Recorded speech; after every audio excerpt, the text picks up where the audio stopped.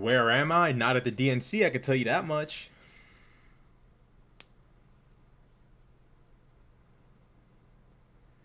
Um,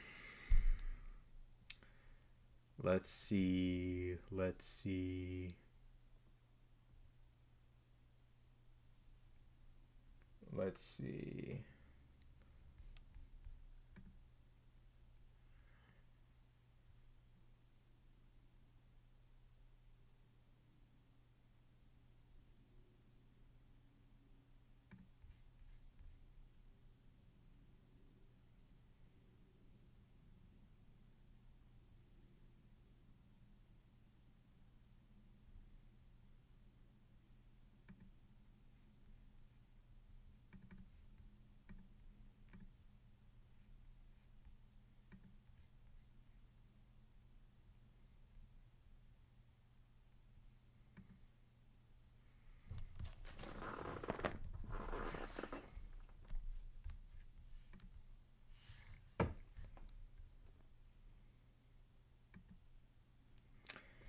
Can y'all hear me?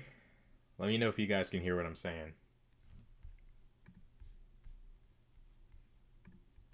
I know from that same cloth of hope and aspiration, we will also elect Kamala Harris and Tim Walz as President and Vice President of the United States of America. Damn, this is loud as hell, bro. This ain't loud for y'all? Because America has before us a rare and precious opportunity. In Kamala Harris, we have a chance to elect a president who is for the middle class because she is from the middle class. She understands the urgency of rent checks and groceries and prescriptions. She is as committed to our reproductive and civil rights as she is to taking on corporate greed. And she is working tirelessly to secure a ceasefire in Gaza and bringing hostages home.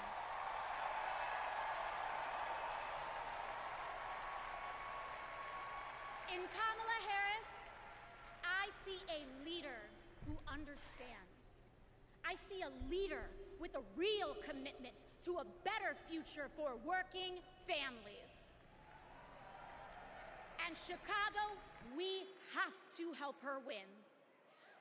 Because we know that Donald Trump would sell this country for $1 if it meant lining his own pockets and greasing the palms of his Wall Street friends. And I, for one, am tired of hearing about how a two-bit union buster thinks of himself as more of a patriot than the woman who fights every single day to lift working people out from under the boots of greed, trampling on our way of life. The truth is, Don, you cannot love this country if you only fight for the wealthy and big business. To love this country is to fight for its people, all people, working people, everyday Americans like bartenders and factory workers and fast food cashiers who punch a clock and are on their feet all day in some of the toughest jobs out there. You know, ever since I got elected, Republicans have attacked me by saying that I should go back to bartending. But let me tell you, I'm happy to any day of the week because there is nothing wrong with working for a living.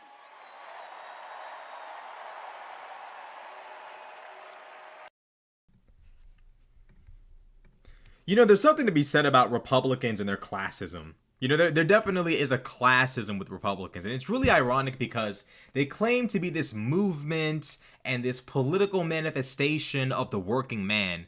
And yet there does seem to be this kind of glorification of being a millionaire or billionaire And there's this constant theme of go back to this or go back to that or go back to this dusty country or go back to this honest, hardworking job. It's crazy. It's like when I was on the debate and I told a guy, like, when Trump told AOC and other women of color in Congress to go back to their crime-infested countries, according to Donald, they start denying it.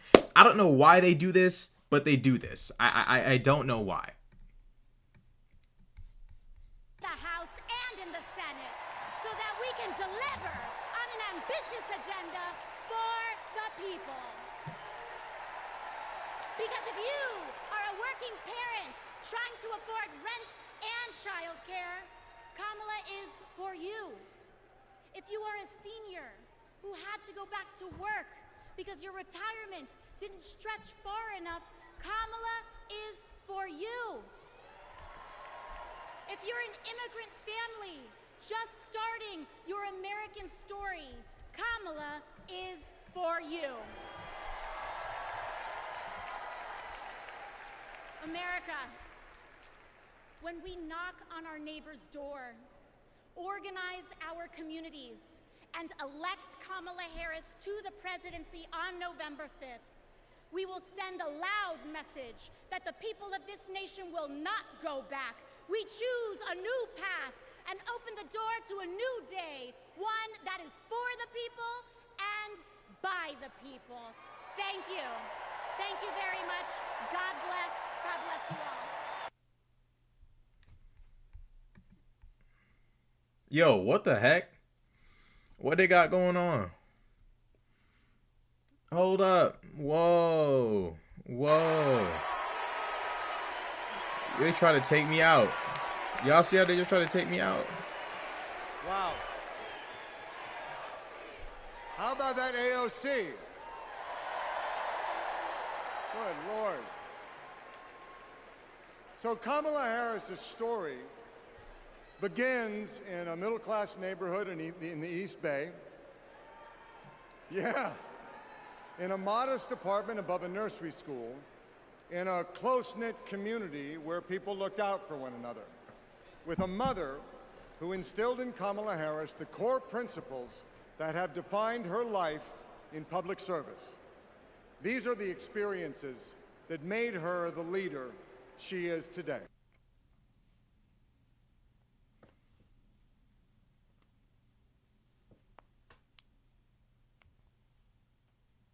The neighborhood we grew up in was a very hardworking, middle-class, tight-knit community. Families going to church on Sunday, kids playing in the front yard. Mommy got us these bright blue matching bikes with banana seats, and we were surrounded by caring adults. This neighborhood on Bancroft Way, we've spent so much time here. Behind me is where it all began. Her mom, Shamala, rented the apartment that was above the Shelton's nursery. So in the beginning, Mrs. Shelton used to babysit the girls. Shama was a single mom. Life was not easy for them, but she loved her daughters fiercely. Kamala herself says that her mom told her that she may be the first to do many things, but to make sure that she's not the last. She's always been that kind of person, a true leader, and very protective of her friends and her family. When Kamala was all of 4 years old, her best friend in kindergarten, Stacy Johnson, got into something with another kid on the playground. This one particular day, we had made some clay art, and this one boy in our class had taken mine for whatever reason and threw it on the ground, and it shattered. So Kamala, being very protective, just jumped in front of me and stood up to him. To me, that shows the kind of person that she has always been, to stand up to the bully and to stand up for the underdog and to stand up for what is right. Kamala carries the lessons of our mother, the fighting spirit of our mother, the compassion, and I have seen it over and over again in our growing up. When we were in high school, my sister's friend, Wanda, was being molested by a family member. Bro, And Kamala this just is... jumped in. She Is this Kamala's wanted sister? She her to sounds come literally and just like stay Kamala. with us, and Mommy said, of course. That is her sister, but they have That the is same Kamala. cadence. She can't help herself from standing up for people and standing up for what she thinks is right. She has been that way our whole lives, being a protector. Is That's what crazy. led her to become a prosecutor. I mean, I know it's not that uncommon for siblings to have the same pattern of speech, but when she started talking after, I was like, wait, who's talking there? Is that Kamala or? Please welcome Stacey Johnson Batiste and Doris Johnson.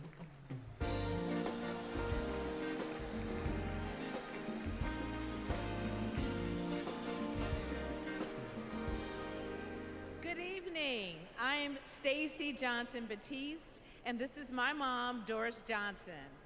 We are so excited and honored to be here with you. Kamala and I have known each other for a long time. We met at Berkwood Hedge School.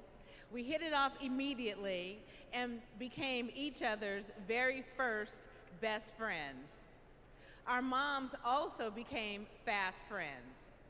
And on weekends, we would pile into my 1966 Mustang, and Kamala's mom, Shamala, would sit in the front with me, and Kamala and Maya and Stacy would sit in the back, and off we would go to a movie or some adventure. My mom still has that Mustang. I do. Kamala and I both get our grit from our mothers. Kamala has always... This is wholesome. I don't care what y'all say. This is very, very wholesome. Unlike the RNC with, Hulk Hogan struggling to rip his shirt off, this is civilized. tables to dry. For whatever reason, a boy in our class took mine, threw it on the ground, and it shattered. Kamala jumped in between him and me and said something that made him so mad, he picked up a rock or something and hit her on the head.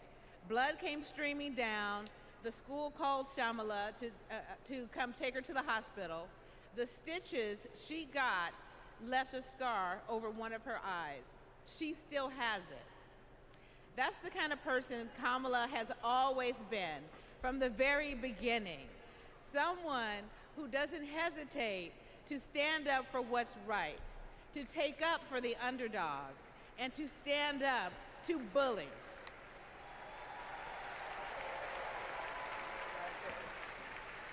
I have seen it time and again, whether the bully is an individual, a gang, or a corporation. She fights. I really am looking forward to see Hillary, because Hillary is what we were supposed to have Hillary as president, and I'm excited to see Hillary just push Kamala forward, man.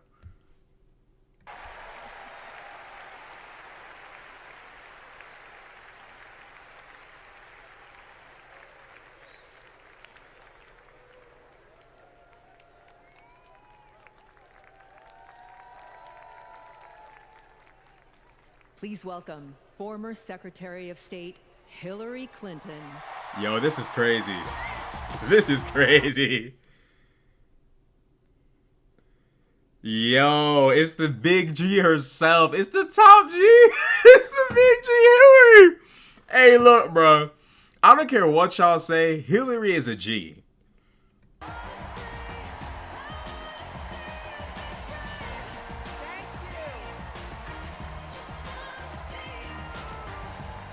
Thank you so much. Thank you.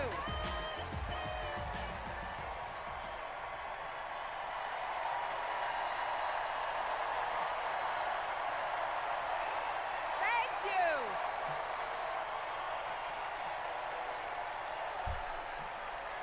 Somebody said, why is the DNC so lame compared to the RNC? Bro, the DNC is civilized and normal. I mean, if you thought Hulk Hogan struggling to rip his shirt off was entertaining, and you think Kid Rock and all of that is entertaining, I don't know what to tell you, bro. Like, I mean, I guess different strokes for different folks, but I for one prefer and welcome the return of normalcy. Thank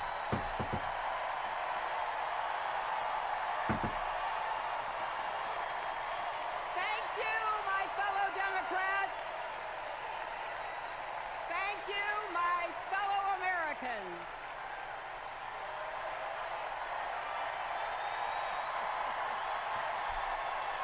I don't know why some of y'all thought I was gonna be at the DNC. I don't got DNC money, okay? Like, I don't. I promise y'all this. As time goes on, I will appear at not just historic events, but also, you know, political events. I will appear one day, but you know, it wasn't my time, okay? Wasn't my time. Thank you, thank you. Thank you, thank you. Thank you so much. We got Golden with the $5 super chat. Let's go. This is great. Hey, man, I appreciate that greatly. I greatly appreciate that. Yeah, that's that DNC money right there, Golden. I appreciate that. There goes Nancy Pelosi. Hey! Is happening in America. You can feel it. Something we've worked for and dreamed of for a long time. First, though, let's salute President Biden.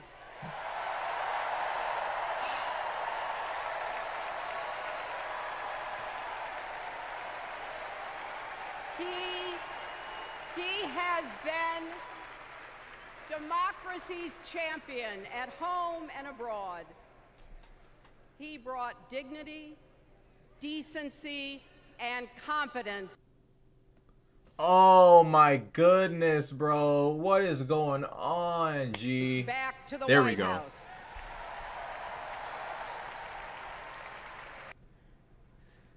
Eddie Moretti with the $5 super chat. Here's to the Rashad Crenshaw next political event travel fund. Hey, look, guys, I greatly appreciate that. I promise you guys, I'm going to 100% try to get as involved in real life political stuff as I can. As y'all saw, I was at the Kamala rally, so we're very aware. Okay, it's definitely in the works. I'm very much aware, very much planning and preparing for this. So trust and believe.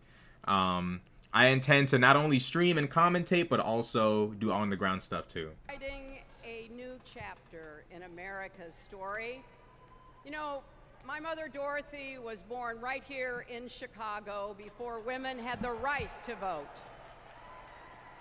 That changed 104 years ago yesterday. Think about it. Tennessee became the final state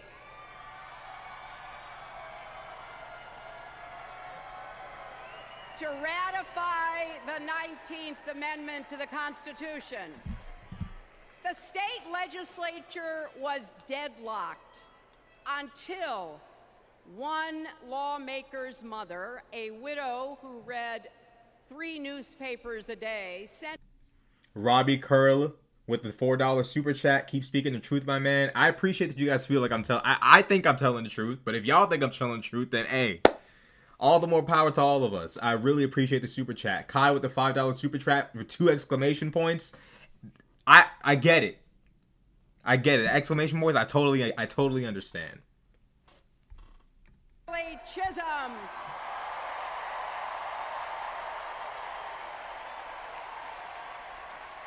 Bro said I wish Hillary was unhinged. She ran for president. There probably is a timeline out there where Hillary was like an unhinged, like, you know, crazy person. Let me But it ain't this one. millions of others dream bigger, not just because of who she was, but because of who she fought for. Working parents, poor children, the last, the least, and the lost. In 1984, I brought my daughter to see Geraldine Ferraro, the first woman nominated for vice president. If we can do this, Jerry said, we can do anything. And then there was 2016, when it was the honor of my life to accept our party's nomination for president.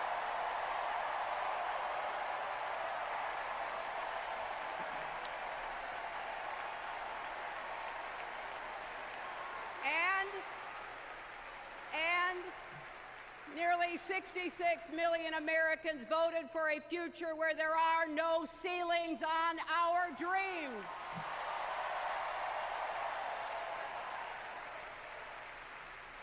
And afterwards, we refused to give up on America.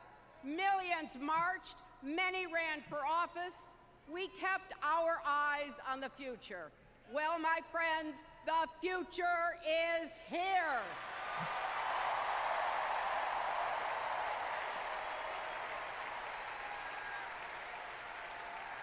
I wish my mother and Kamala's mother could see us. They would say, keep going. Shirley and Jerry would say, keep going.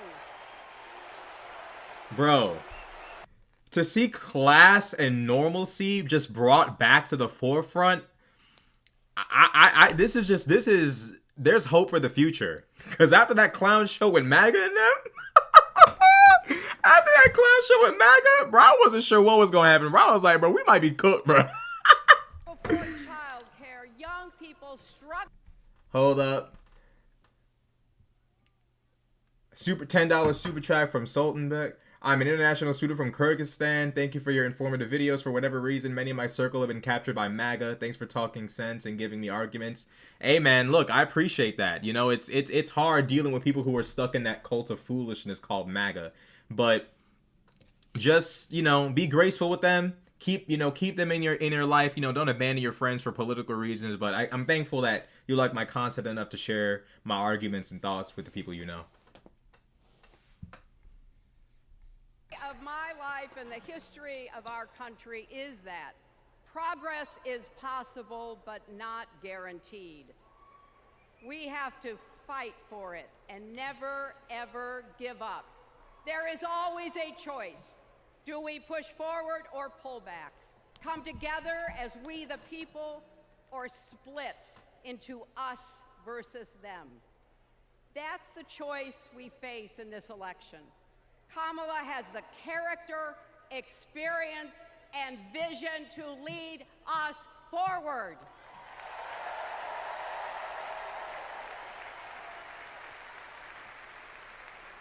I know her heart and her integrity. We both got our start as young lawyers, helping children who were abused and neglected.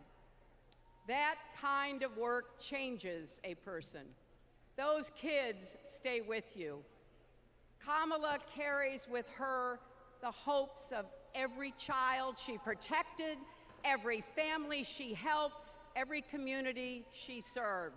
So as president, she will always have... Are you going to be making any Trump rally trips like Luke Beasley? We were supposed to go to the Trump rally in our area, but my producer he wasn't feeling well, so, you know, there's always a next time, but we definitely intend to. If we can catch an event, we'll definitely try to catch it. And you know, Trump will more than likely return, so we'll more than likely catch him. So you guys should eventually be able to receive some Trump rally content from us in the future.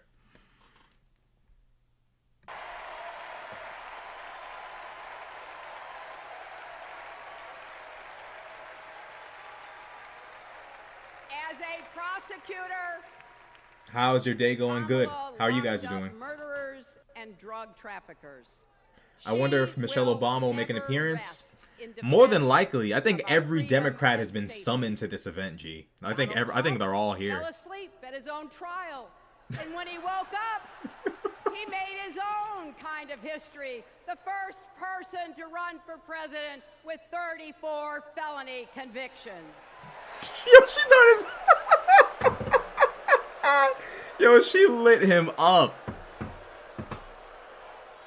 As vice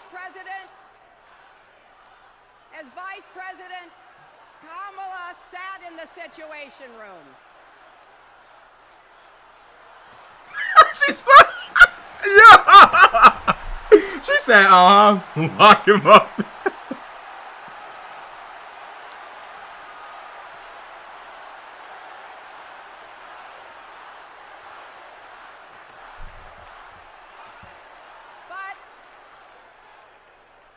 also know, as Vice President, Kamala sat in the Situation Room and stood for America's values. I like your hippy dippy appearance with Adam Mockler. Stick around him, he's effective. Yeah, he's good. He's very good. Yeah, I mean, a lot of people were like, yo, that hippy dippy debate was insane. It was so unhinged. What they were saying was so crazy. Was it that crazy? Like, it was reprehensible what they said, but was the debate that chaotic, or like, what do you guys think? Of honor recipients. She won't be sending love letters to dictators. She will defend democracy and our Constitution and will protect America from enemies, foreign and domestic. Domestic in caps, in all caps, by the way. Capitalize domestic, please, because the Constitution says the president's job is to take care that the laws be faithfully executed. Those are the words of our founders. Take care. Just look at the candidates. Kamala cares about kids and families, cares about America. Donald only cares about himself. On her first day in court, Kamala said 5 words that still guide her. Kamala Harris, for the people. That is something that Donald Trump will never understand. Did Jasmine Crockett speak already? I hope not. I hope she hasn't spoken already. I'd like to see what she has to say.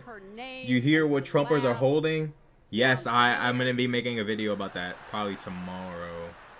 Maybe. But we have him on the run now.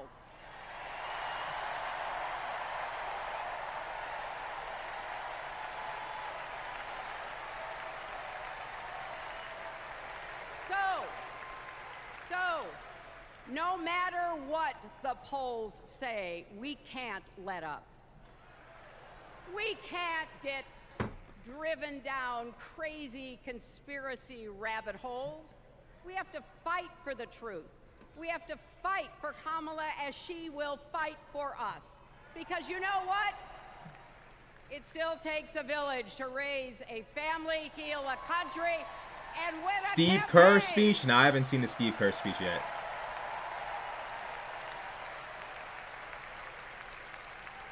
And America needs every one of us. Our energy, our talents, our dreams. We're not just electing a president, we're uplifting our nation. We're opening the promise of America wide enough for everyone. Together, we've put a lot of cracks in the highest, hardest glass ceiling. And tonight, so close to breaking through once and for all, I want to tell you what I see through all those cracks and why it matters for each and every one of us. What do I see? I see freedom. I see the freedom to make our own decisions about our health, our lives, our loves, our families.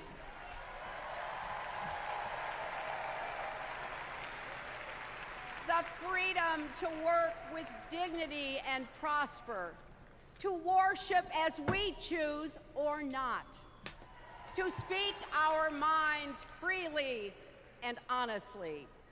I see freedom from fear and intimidation, from violence and injustice, from chaos and corruption. I see the freedom to look our children in the eye and say, in America, you can go as far as your hard work and talent will take you, and mean it. And you know what? On the other side of that glass ceiling is Kamala Harris raising her hand and taking the oath of office as our 47th President of the United States.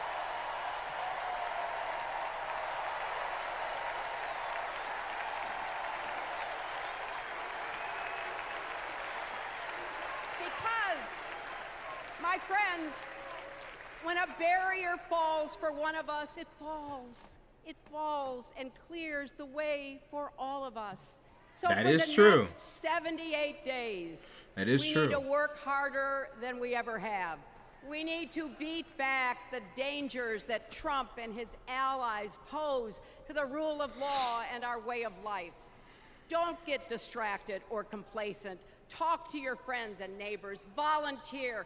Be proud champions for the truth and for the country that we all love.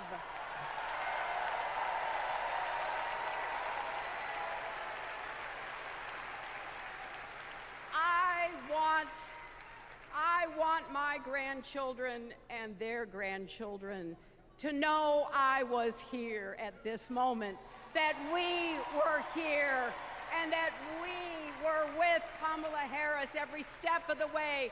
This is our time, America. This is when we stand up. This is when we break through. The future is here. It's in our grasp. Let's go win it. Can't lie, Hillary did kill that. Hillary definitely, she did amazing.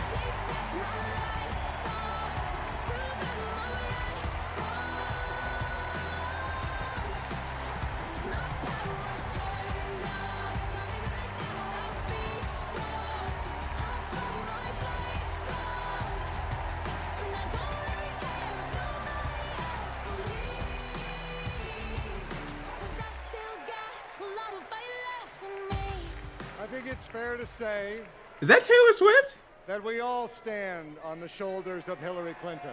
Were they just playing Taylor Swift? If so, that's crazy foreshadowing. I'm just checking. Are you ready to join this fight yet? Okay. Wait, is he the host of the That's what I was DNC? looking for. So I want you to text join to 30. Oh, they were playing Taylor and Swift? get Oh, yeah. involved. Let's just go on ahead and press F for Now, respects because it's over for what MAGA does and them fighting boys. I'm not gonna for the lie. people It's just exactly over for look them. like?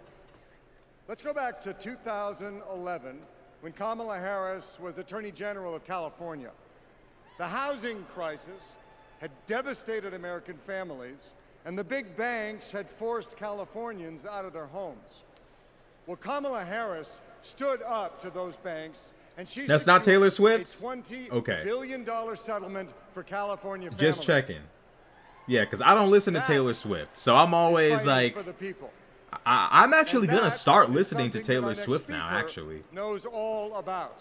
Please welcome the fearless fighter from South Carolina, Congressman Jim Clyburn.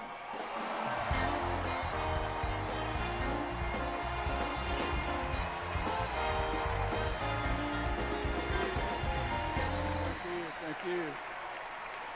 Thank you. Thank you. Thank you.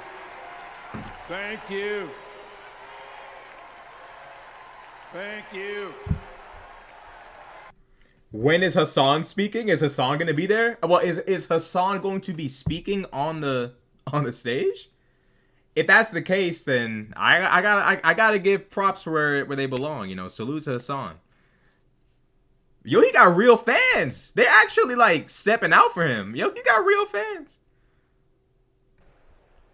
And great uncertainties. A deadly virus ranged.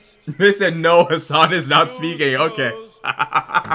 Businesses Oh shuttered. man. Donald Trump mismanaged the crisis from day one, looking out for himself instead of the country. The American people Adam responded to the Kinzinger, I crisis believe, is going to be in speaking at the leadership DNC. That's what I by heard, but that could have been elected misinformation because new you know the internet, bro. leaders. But I think Adam Kinzinger might be speaking. Thanks to Joe Biden and Kamala Harris, we reopened our schools, brought back our businesses, and restored our faith in the American can-do spirit. Thanks to Joe and Kamala, we reduced the price of prescription drugs, repaired roads and bridges, and replaced lead pipes. Thanks to Joe and Kamala, we are honoring our heroes in uniform and expanded benefits to over 1 million veterans. Thanks to Joe and Kamala, Make it in America is no longer just a slogan. Hassan but a speaking before movement Kamala. that is bringing That's millions not of gonna happen. manufacturing jobs Y'all are playing back with to me, bro. America. Y'all be trying to For tell me something that's not gonna President happen. Biden's lifetime of Y'all trying to achievement make me look crazy in in front of the service entire country. of his country, we owe him a great debt of gratitude.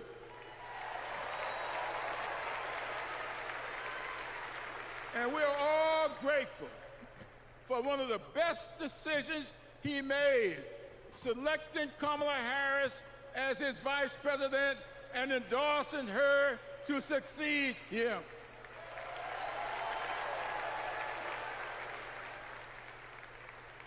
I often say that we are but the sum of our experiences.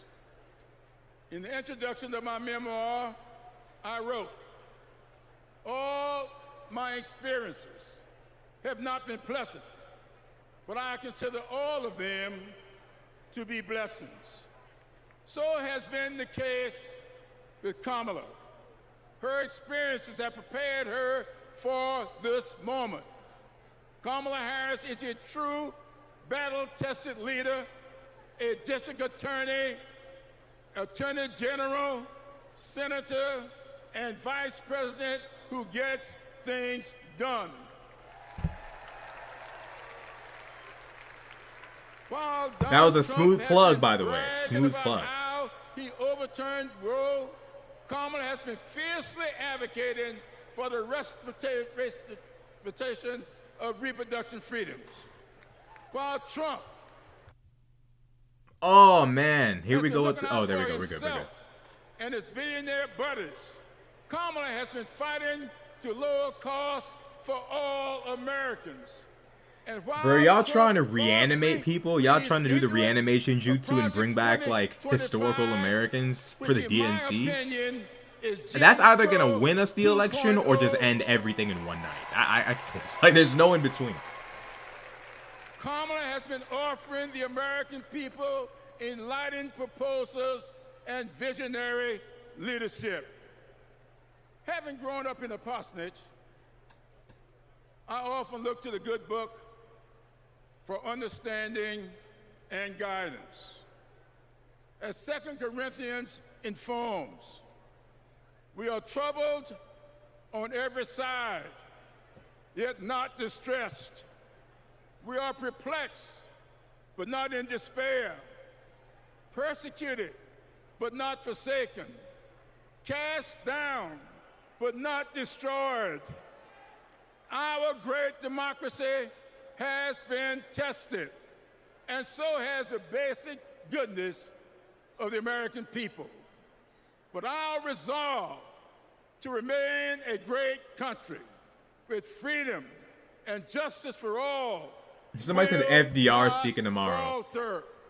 We Bro, will y'all are continue summoning spirits, bro. our Stop. march Leave them toward alone before they a haunt more y'all. Perfect union, united in our common purpose and emboldened by our resolve to elect Kamala Harris and Tim Walz as the next president and vice president of these United States of America. Thank you and Godspeed.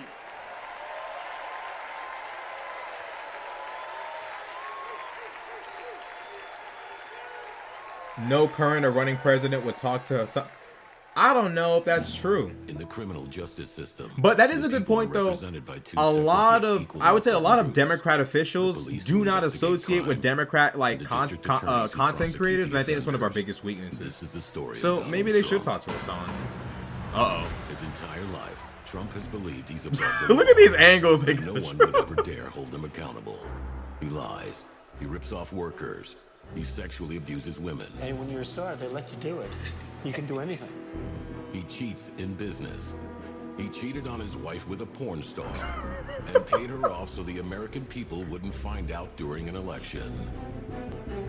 But in the criminal justice system, ordinary Americans have had the courage to find him accountable, time and time again. Guilty. Guilty. Guilty. Donald Trump guilty on all 34 felony counts. For the first time in history, we have a convicted felon running for president. And to take on this case, We need a president who has spent her life prosecuting perpetrators like Donald Trump. He tried overturning Georgia's free and fair election. I just want to find 11,780 votes. He's tried to escape any responsibility for instigating the January 6th attack on our Capitol. We're going to walk down to the Capitol, and I'll be there with you. And if elected, Trump has promised to overturn laws that would keep him accountable and exact retribution on anyone he considers an enemy, even warning of a bloodbath if he doesn't get his way. So we the people have a chance If to he doesn't render get his our way. own verdict on Donald Trump. We are the jury he most fears. When we vote this November, we vote for justice, accountability, and the rule of law. That is true. If you vote for Kamala Harris, you're basically putting Trump in jail. That is true. You basically are deeming him guilty in the court of law. Because, bro, if you read the indictment, bro is 100% guilty. Please welcome Maryland Representative Jamie Raskin.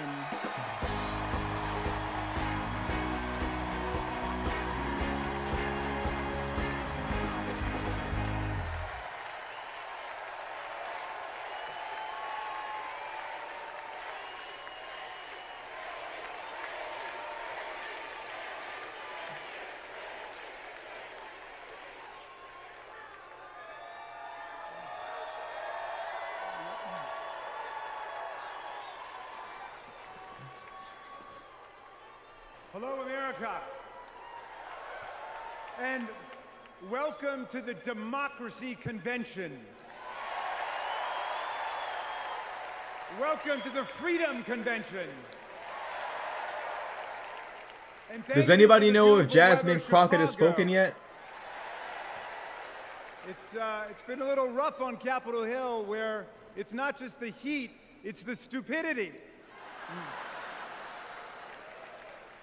Now, we meet in this great city tonight where Abraham Lincoln was nominated in 1860 to save the Union from fanatical insurrectionists, and where Franklin D. Roosevelt was renominated by Democrats in 1940 to defeat fascist dictators. Now, we fight. Okay, Jasmine Crockett has not spoken yet. You know when she gets up there, the entire crowd's gonna go crazy, right? And our democracy against the banana Republicans who have converted Lincoln's party into a dangerous cult of personality.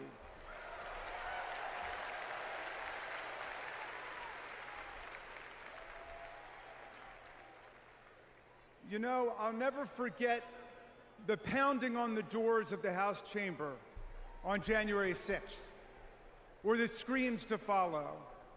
Hundreds of our police officers taunted and attacked, 140 of them wounded by extremists wielding baseball bats, steel pipes, even American flags.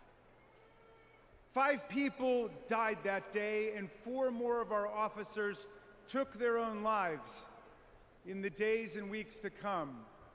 All of this after Trump was defeated by more than 7 million votes by the great Joe Biden.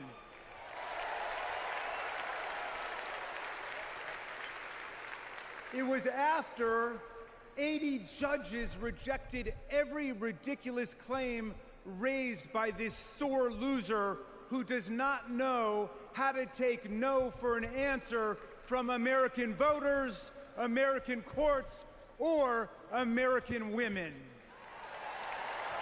I ain't gonna lie, he just fried him up with that right there. He just basically ended Trump. That's it right there. We could all go home with that. That was it right the there. mob chanted as they stormed the Capitol and injured our officers? Hang Mike Pence. Someone should have told Donald Trump that the president's job under Article 2 of the Constitution... They just mentioned Mike Pence. Yo, if Mike Pence comes down the ramp with a steel chair... Someone should have told Donald Trump... I'm just saying. The president's job under Article 2 of the Constitution... I'm just saying. ...to take care that the laws are faithfully executed, not that the vice president is executed.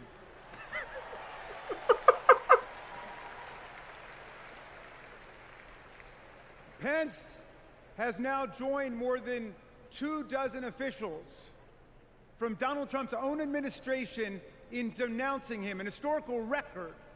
And Pence is the first vice president in more than 2 centuries not to support the president he served with in a general election.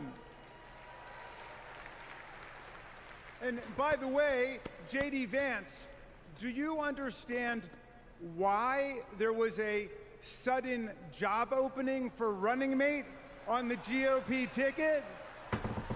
They tried to kill your predecessor. They tried to kill him because he would not follow Trump's plan to destroy and nullify the votes of millions of Americans. Your votes, Pennsylvania. Your votes, Michigan. Your votes, Georgia, Nevada, Arizona. Are we going to go back to the days of election suppression and violent insurrection?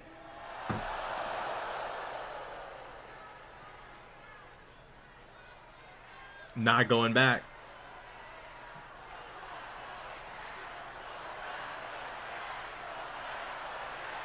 We're not going back.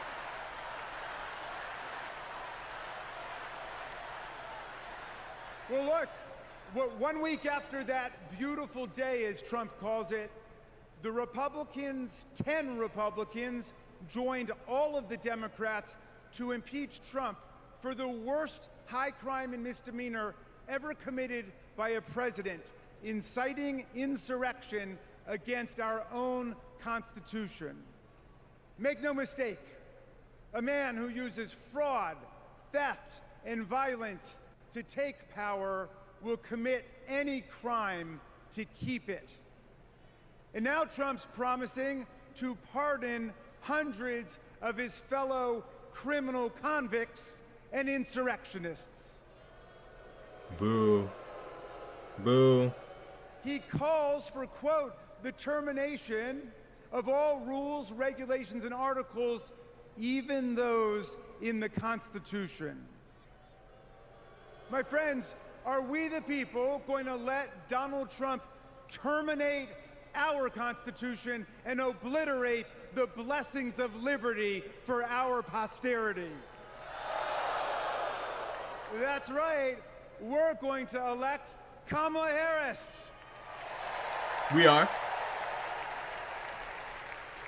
We're going to elect the career prosecutor and inspiring public servant and Coach Walls. And we're going to defeat Donald Trump, the career criminal and incorrigible recidivist.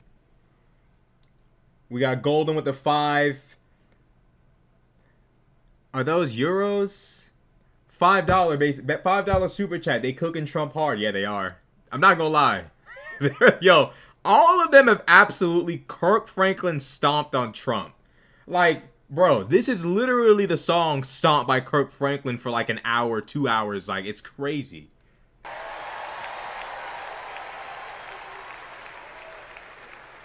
Let's make every vote count. Let's make sure every vote is counted.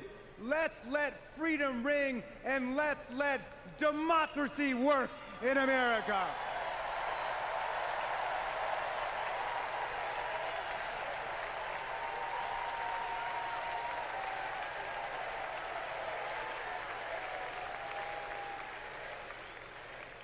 Please welcome Texas Representative Jasmine Crockett.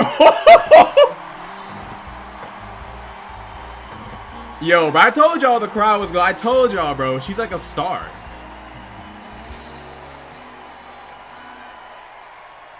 Well, good evening, America!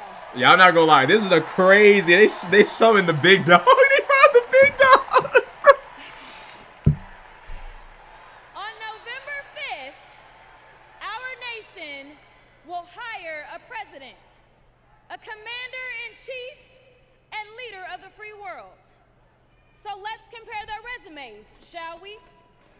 Yeah, she's about to cook. One candidate worked at McDonald's while she was in college at an HBCU. HU. The other was born with a silver spoon in his mouth and helped his daddy in the family business. Housing discrimination, that is. She became a career prosecutor while he became a career criminal. With 34 felonies, 2 impeachments, and 1 porn star to prove it.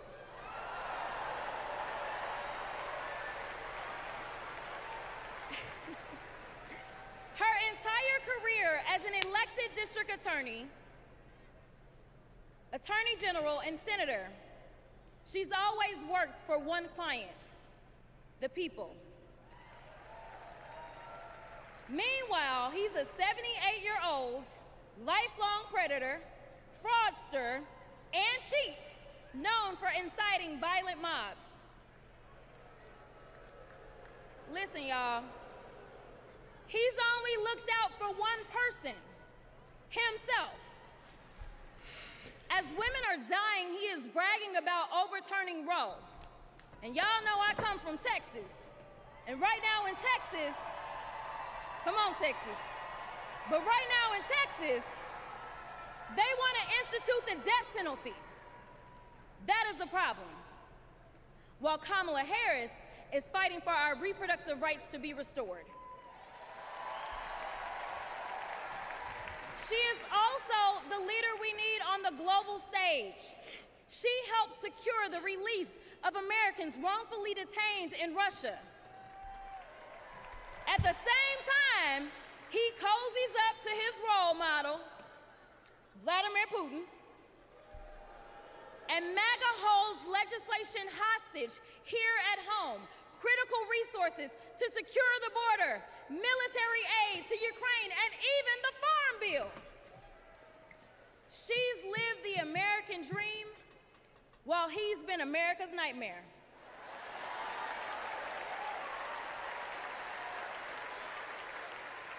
America, looking at the 2 choices before you, who would you hire?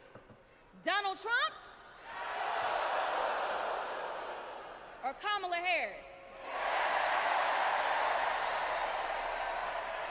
But they call Elon Omar stupid, bro. They call him stupid. Yo, they call Elon. She wasn't ready.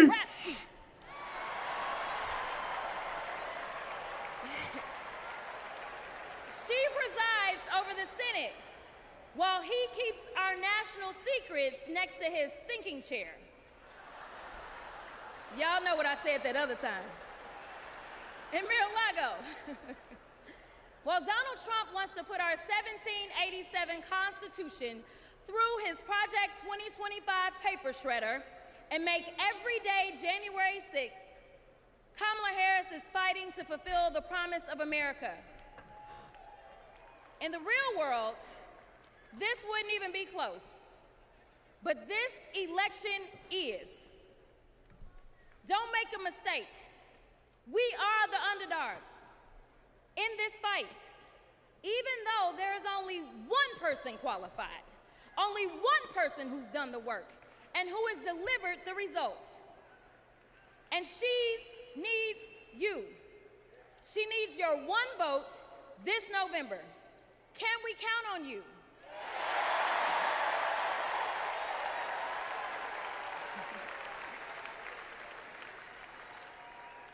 Some of you know a little bit of my history, some of you don't, so let me tell you. I was a public defender.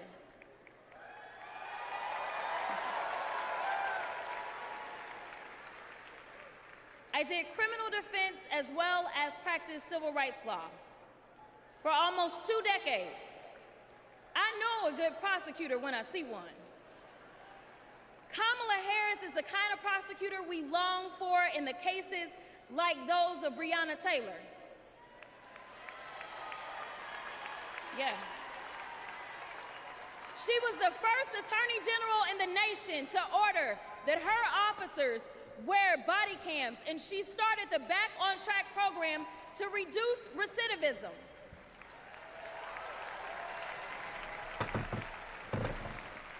Listen, y'all, she did all these things because she genuinely cares about people. She sees each person as just that, a person, not a statistic. She's proven that since the first day she stepped into a courtroom and said what y'all already heard Hillary say. I did not copy out for her speech. I just want y'all to know. She walked into that courtroom and said, Kamala Harris for the people. And she meant that.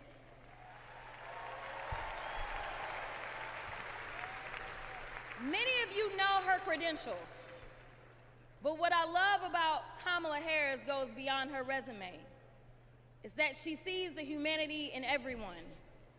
She's the only candidate in this race who is capable of empathy. When I first got to Congress, I wasn't sure I made the right decision.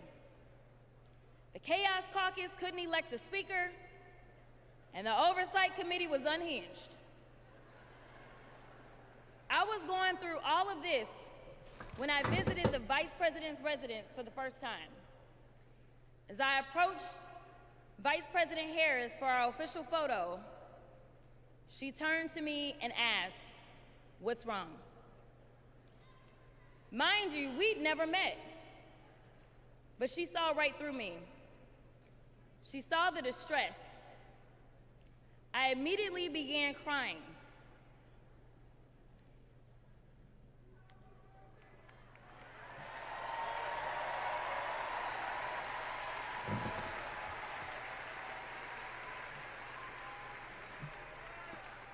And the most powerful woman in the world wiped my tears and listened.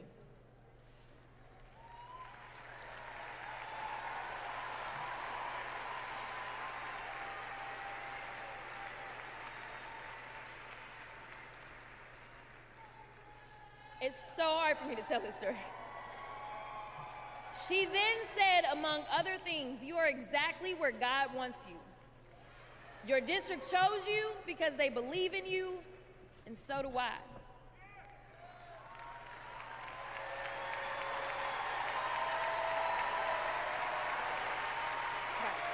I'm gonna stop. Okay. The next month, I went viral for the first of many times to come for hitting Republicans with a dose of their own medicine. That brief but impactful interaction gave me my legislative legs, and I've been running ever since.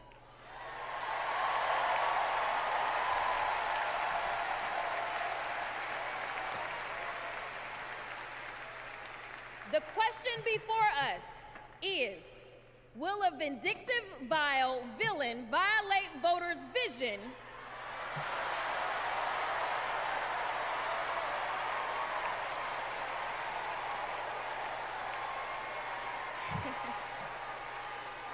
for a better America or not? I hear alliterations are back in style. We deserve better. We deserve a president who can be a bright light in a sea of darkness. One who will pull us forward, because we won't go back. Amanda Gorman said it best: there's always light if only we are brave enough to see it, if only we are brave enough to be it. Kamala Harris showed me that light. And America, when she is our president, together we will shine as that beacon of hope and freedom around the world once more. God bless y'all.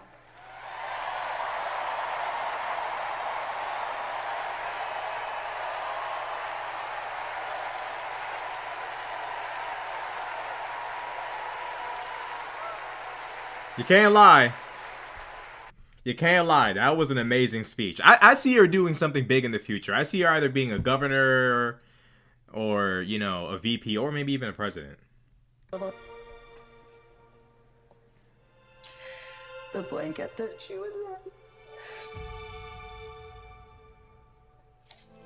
It's okay. No. For 54 years, they were trying to get Roe v. Wade terminated, and I did it. They about to cook this boy alive. I was punished for 3 days having to wait for either my baby to die or me to die, or both.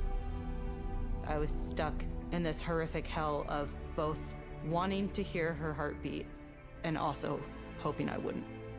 There has to be some form of punishment. For the woman? Yeah, there has to be some form. I almost died because doctors were forced to follow Trump's abortion ban. Kamala will protect a woman's right to choose. We trust women to make decisions about their own body and not have Yo, this is, I'm not gonna lie, this is like such an obvious fight between good and evil, it's not even funny. Like, this is literally cartoon levels of evil versus good. It's so basic and so understandable. of the United States. I will sign it into law. We have to fight for Kamala Harris. Our rights, our freedoms, and frankly, our lives. Everything is on the line. These ads are actually really well made.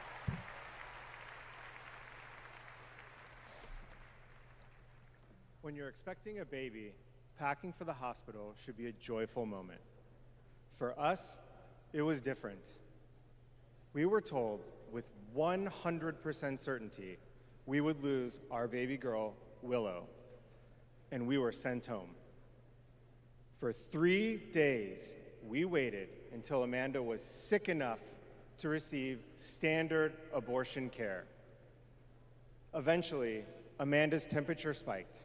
She was shaking, disoriented, and crashing. I don't remember what I threw into our bag that day, only that instead of welcoming Willow, I was hoping Amanda's life could be saved. I'm here tonight because the fight for reproductive rights isn't just a woman's fight. This is about fighting. This is about fighting for our families. And as Kamala Harris says, our future.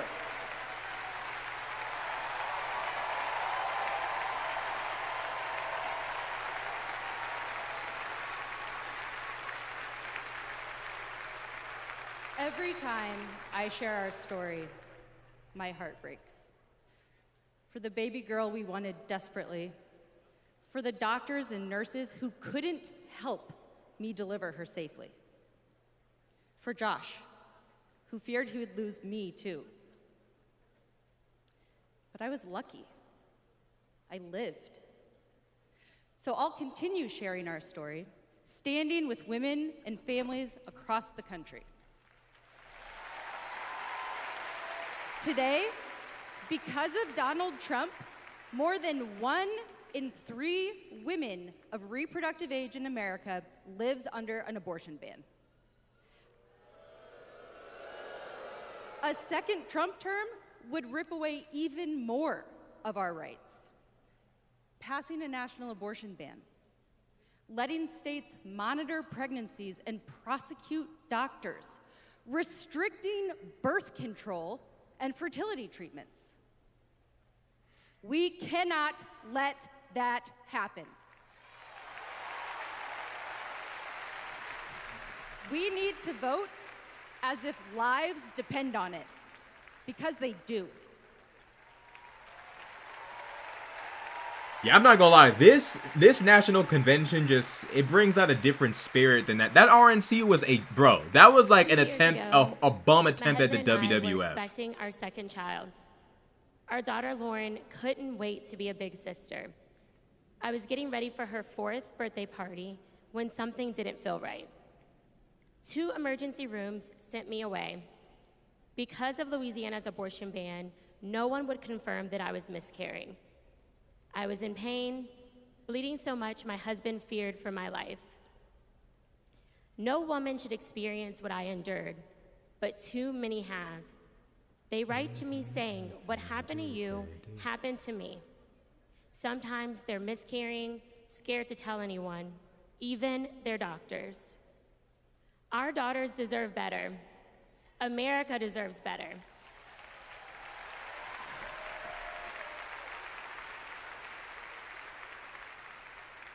Kamala Harris and Tim Walz will fight for reproductive rights and our freedom and our shared future.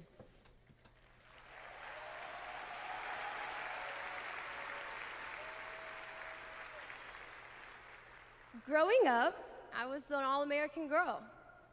Varsity soccer captain, cheerleading captain, homecoming queen, and survivor.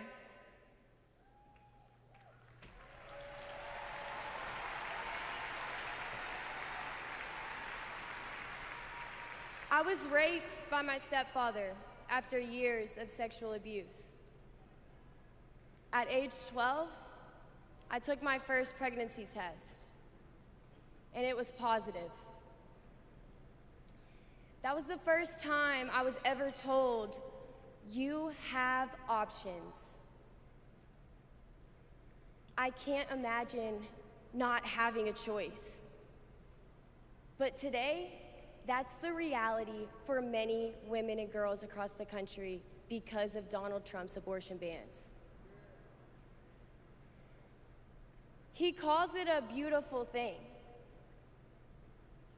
What is so beautiful about a child having to carry her parent's child? There are other survivors out there who have no options. And I want you to know that we see you. We hear you.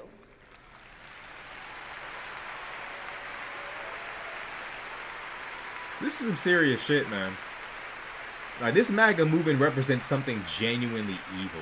Kamala Harris will sign a national law to restore the right to an abortion.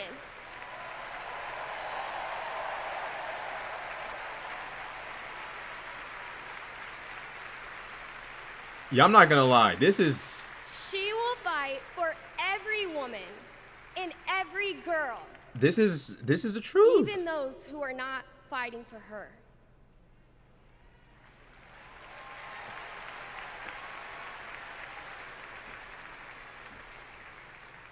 And now, I am honored to introduce another champion for women, a leader who's fought for me and for so many others, Governor Andy Beshear.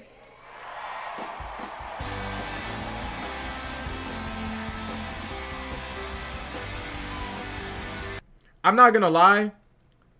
This is what has to happen, bro. Like, there has to be a confrontation. Like, people need to understand that when they vote for Trump, they are supporting chaos and destruction and evil, bro. Like, we have to have these conversations, and these, like, I know it's like it's like tear jerking, and it's, you know, it brings out emotion, but that's the kind of destruction they're causing, bro. It's not just the end of democracy, it's the end of everything good. People I've ever met.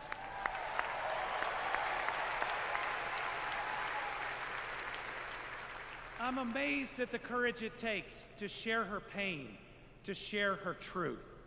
Yet Donald Trump brags about tearing a constitutional right away from Hadley and every other woman and girl in our country. That's why we must tear away any chance he can ever be president ever again. That's right.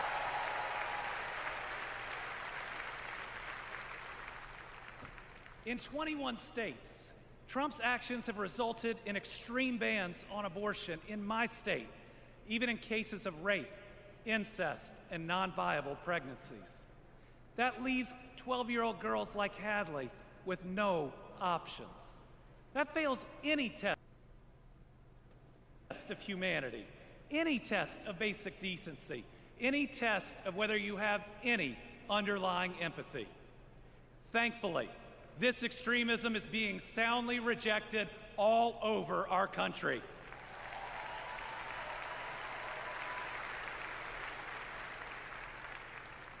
In Kentucky, we put reproductive freedom on the ballot last November, and I beat Donald Trump and Mitch McConnell's hand-picked candidate by more than 5 percentage points.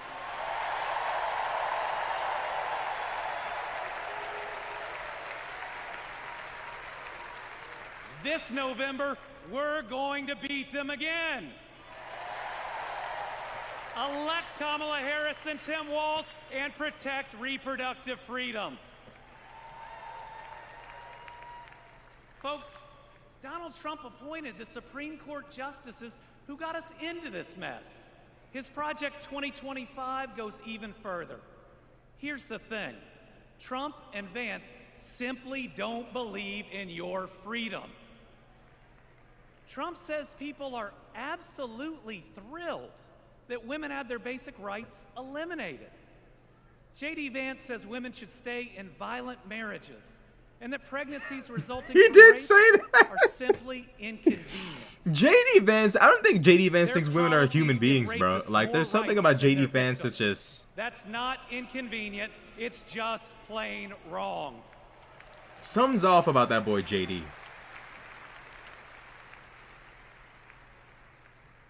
And a woman grieving a non-viable pregnancy shouldn't be required to carry it to term just to listen to her child die or to hear no sound at all.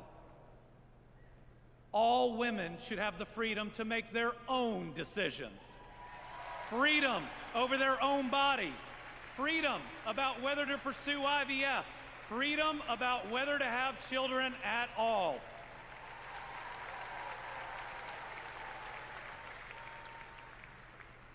How we treat people transcends party lines. It goes right to the heart of who we are. My faith teaches me the golden rule that I am to love my neighbor as myself. And the parable of the Good Samaritan says we are all each other's neighbors. So I want anyone Y'all saw what happened to tonight, George Santos today. Republican, Independent, Democrat, to know that you are welcome George here. Santos, bro. He is a character, bro. George Santos is crazy. I think he's committed every crime at least believe once. in America, where we live out our values, end anger politics once and for all, and move beyond this us versus them by remembering we are all Americans.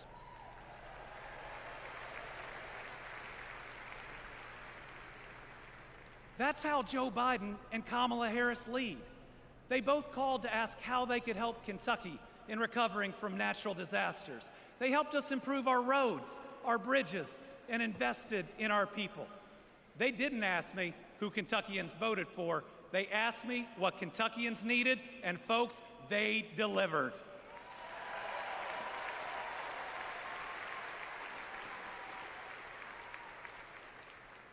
Kamala Harris gets it.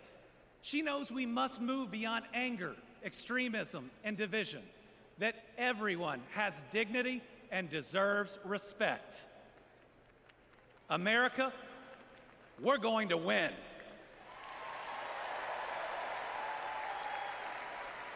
And we're going to win by staying true to our values of compassion, empathy, and doing right by our neighbors. I'm so proud to be all in for the next President of the United States, Kamala Harris. Thank you. Oh, there she is. I ain't see her for a minute. I'm like, is she in the back? Like, is she chilling? Like, you know.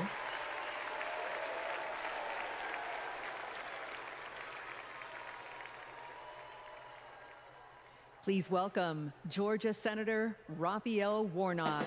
Oh, they brought out the big guns.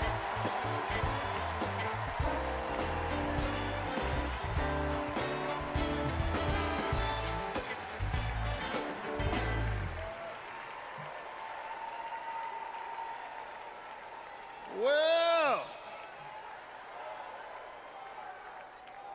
hello, America.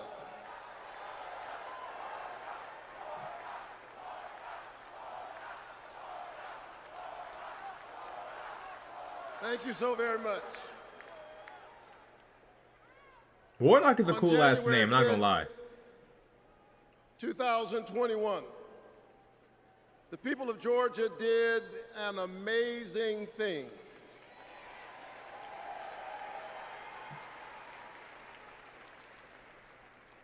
They sent a black kid who grew up in public housing and the Jewish son of an immigrant to the United States Senate in one fell swoop.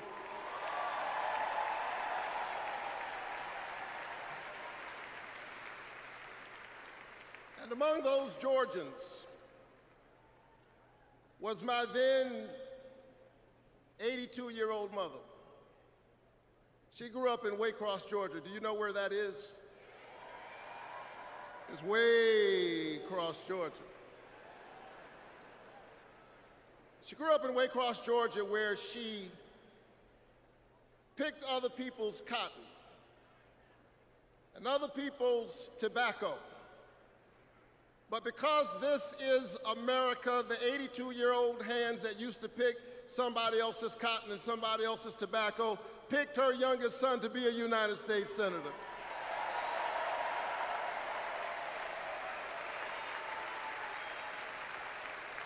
This is my America. Thank you, Mom. Thank you, Georgia. Thank you, America, for raising your voice and using your vote. A vote is a kind of prayer for the world we desire for ourselves and for our children, and our prayers are stronger when we pray together. And so together we flipped the Senate, held the House, and we sent Joe Biden and Kamala Harris to the White House. Together we vaccinated our citizens, we fortified our cities and our towns, and we stood by our small businesses. Together we set out to heal the land. A nation besieged by a deadly pandemic and beset by the awful and divisive rhetoric of a man too small for the office entrusted him or the task set before him.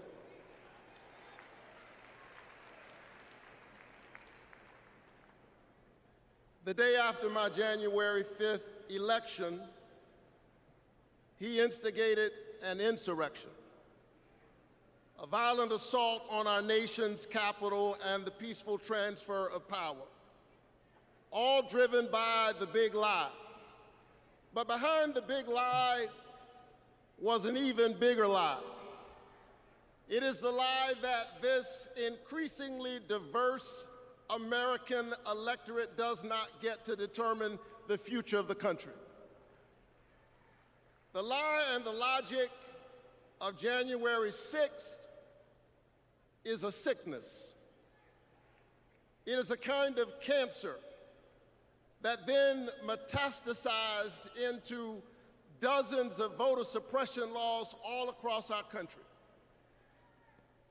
And we must be vigilant tonight because these anti-democratic forces are at work right now in Georgia and all across our country. And the question is, who will heal the land? And so here we are, America. Are you ready? Are you ready to stand up in this moral moment? Stand up for the best in the American covenant. Warnock is I think he's a reverend, so they can speak.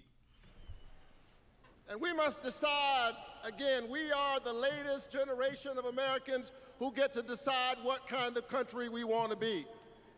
And we must choose between the promise of January 5th and the peril of January 6th. A nation that embraces all of us or just some of us. Donald Trump's I thought it was MLK's church, but I didn't want to say it and be wrong. But yeah, that's what I heard. He's a reverend at Martin Luther King's old church. Traffic and division. He does not know how to lead us, and so he wants to divide us. America, make no mistake, Donald Trump is a plague on the American conscience.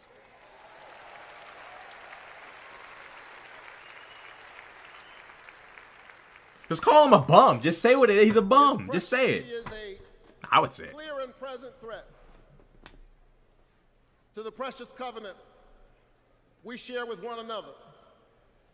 And yes, I saw him. Somebody said, bro, Google. Holding the Bible. I'm streaming, bro. And it's not that serious either. And endorsing a Bible as if it needed his endorsement.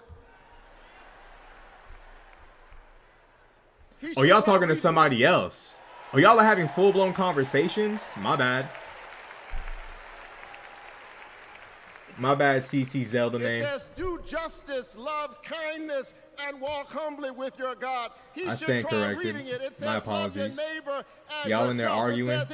Y'all in there arguing with each other? What's going on in here? You have done it also unto me. Oh, he doesn't like Warnock? Uh-oh. I forget that chats have their own conversations. Like, I be forgetting y'all be talking. The American covenant. Like, I don't comment on videos. I don't jump in chats. Like, I forget that people engage in content. I gotta remember that. Every child a chance. Not edgy, just honest. Don't know anything about him. You can look up you can look up the records of congressmen on Google. You're not going to see a lot because, you know, the MAGA movement derails so much legislation that it's you know, people's legislative records aren't going to look that great, but, you know. But Warnock and anyone who's not a MAGA politician is more than likely getting work done. There's no denying that. Thank you, Joe.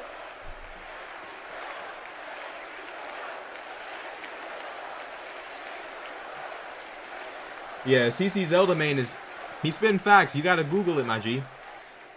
I forget what the website is called, but you can see all the bills they passed and all the bills they pushed and all of that. So, yeah, Zelda main, he's spitting facts. That's Kamala Harris's America.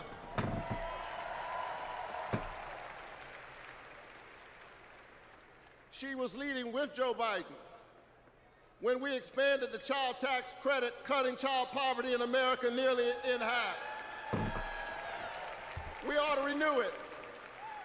She cast a tie-breaking vote for my bill, capping the cost of insulin to no more than $35 per month for seniors.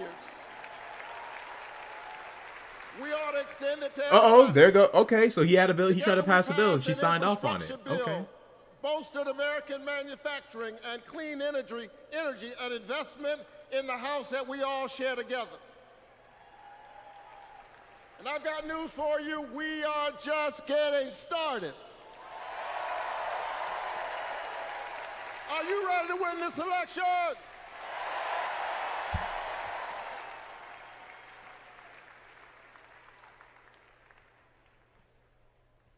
Kamala Harris and Tim Walz represent the new way forward.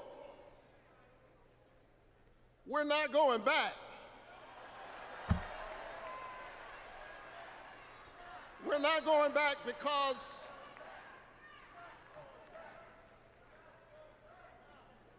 we are the United States of America. We always dream about the future.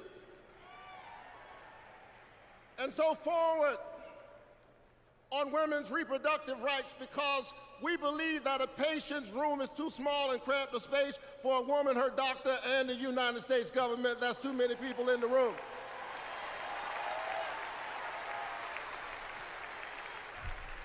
Forward on worker rights, because most people do not mind working. They just want to share in the prosperity that they are creating for others. Forward on voting rights, forward on affordable housing and access to health care. We are moving forward. Y'all don't want to be werewolves? Stop hating. Y'all don't want to be werewolves. Y'all want to be vampires. Y'all just be hating all the time. And so I'm inspired tonight. I'm inspired by all of you. I'm inspired by the resilience of an American spirit that has rebounded from the pandemic and is holding at bay the forces that are trying to divide us. And I'm inspired tonight by the memory of my late father, a preacher, and a junk man. Monday through Friday, he lifted old broken cars and put them on the back of an old rig. But on Sunday morning, the man who lifted broken cars lifted broken people whom other people had discarded and told them that they were God's somebody.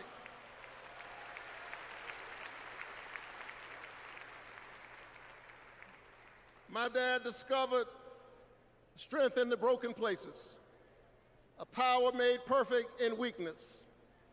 And so I'm convinced tonight that we can lift the broken even as we climb. I'm convinced tonight that we can heal sick bodies. We can heal the wounds that divide us. We can heal a planet in peril. We can heal the land.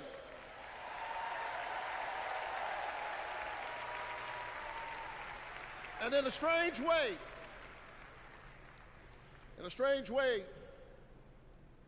the pandemic taught us how. A contagious airborne disease means that I have a personal stake in the health of my neighbor. If she's sick, I may get sick also. Her health care is good for my health. I'm just trying to tell you that we are as close in our humanity as a cough. I need my neighbor's children to be okay so that my children will be okay. I need all of my neighbor's children to be okay. Poor inner city children in Atlanta and poor children of Appalachia. I need the poor children of Israel and the poor children of Gaza. I need Israelis and Palestinians. I need those in the Congo, those in Haiti, those in Ukraine. Yo, he just went full pastor on everybody, bro. I ain't gonna lie. Trump is over. Trump is oh my God. Hey, look, bro. It's over with for that boy Dump, bro. Bro, yo, I ain't gonna lie, bro. He went to yo.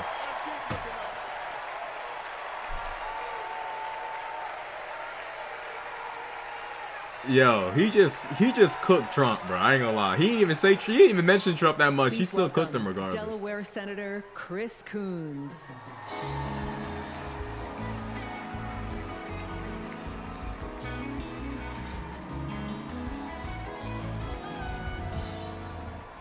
Good evening, folks. Good evening, America. Good evening, Chicago. Are there any Democrats in the room tonight? Folks, we are on the verge of making history. We are on the verge of an historic election. Somebody says you should have added an organ. Nah, see, everybody would have just went crazy if there was an organ. Black, white, everybody would have went crazy.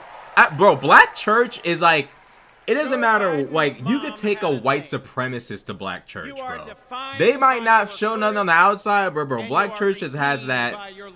I'm telling you, it might last a little too long, you know, 6-7 hours, but you can't deny black church, bro. I spoke about Joe's faith, his love of family, his determination to restore the soul of our nation. Yeah, you know what I'm saying? They be doing a little praise break. They, you know what I'm saying? It is what it is, bro.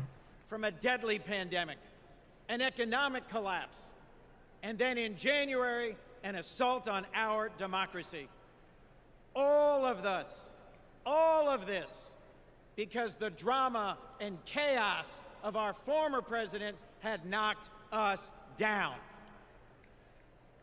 But folks, Joe Biden's courage, Joe Biden's faith in us, Joe Biden's determination to heal the soul of our nation gave us hope and gave us confidence. Someone who has himself been knocked down by life time and again. Joe Biden Yeah, bro. Black knows church the is at grit least from and 8 to 3 determination p.m. of the 8 a.m. to American 3 people. p.m., bro. And that's We if believe that's in if you're us. like that's if you're lucky. Joe If you're in the Biden helped trenches us for real get back and you got family that works in the again. church, you're cooked. You're basically hostage. You're not leaving until like 6 p.m. Using the incredible skills he developed in many years in the U.S. Senate, Joe got passed and signed into law the most consequential legislation of any president in 60 years, helping our veterans, advancing gun safety, cutting prescription drug prices, fighting climate change, rebuilding bridges and broadband, bringing manufacturing back to America. Together, Joe and Kamala helped rebuild our economy from the middle up, from the bottom up, and the middle out, not from the top down. And they made our families safer and our country stronger at home and abroad. Today, we are so much better off because they believed in us, in our democracy. And our incredible First Lady, Jill Biden, our incredible... Super chat from Foggy for $2. Hi, Rashad. First time here. Thanks for the DNC cover. Hey, I mean, I appreciate every single one of y'all that's in here in chat, man. I mean, I wouldn't be anything without y'all in here in chat, so I appreciate you showing up, and thank you for the $2 super chat. Fighting for education, advancing the cancer moonshot, determined to improve women's Bro, those healthcare, empty stomach honoring bro. military families. Let me not even think about that, or Joe else I'm and gonna just turn Jill off the stream, together, bro. you have Let done me not even so think about much those for days, us. bro. Oh and my there's so much more you will do, and we That's why can you gotta do eat a big together. breakfast before you go, bro, because you never know how Mr. long you're gonna be President, there. Thank you. Thank you for elevating a great leader in Kamala Harris.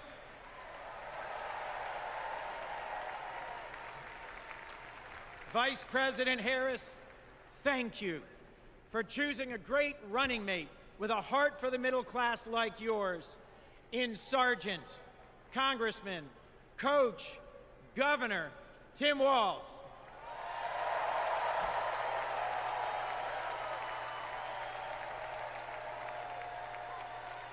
I have hope. Do you? I have hope. Do you? I have hope. Do you? And it is in no small part because of Joe Biden. I have never known a more compassionate man than Joe Biden. I have never known a man who has taken from his own loss and his own faith and delivered so much for the future of so many others. Mr. President, you were my senator as a Delawarean. You are my president as an American, and you will always be my friend. On behalf of our nation, Joe, for your courage in fighting for our democracy, we thank you.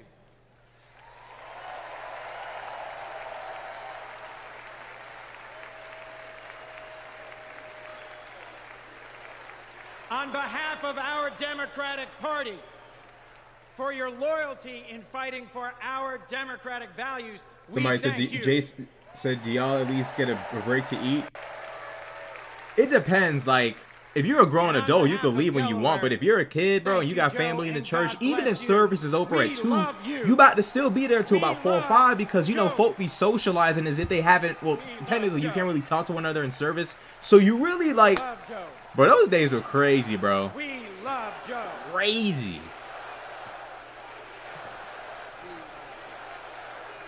Thank you all. We love Joe. God bless you, and thank you very much.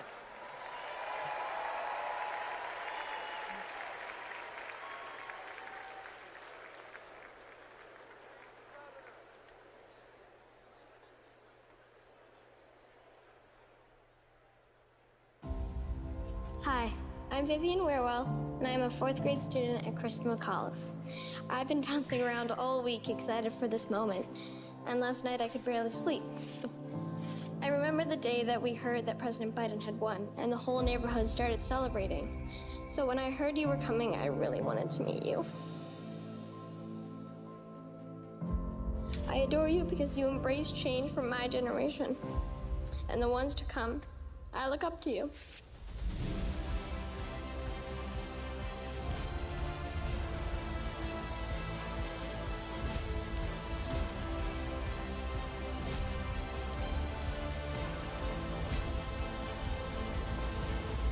It's always interesting to see how the next generation views politicians, because like they don't have to pay attention to them, because like they have like such a massive, like they have all this stuff going on.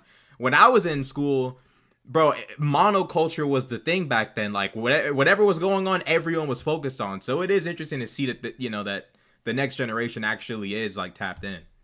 Jill Biden.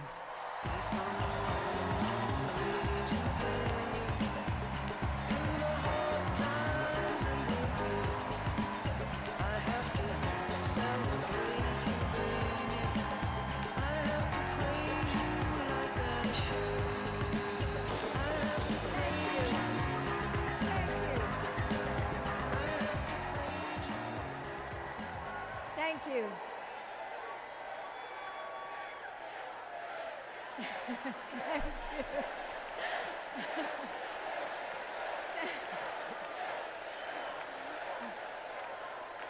Thank you. Thank you.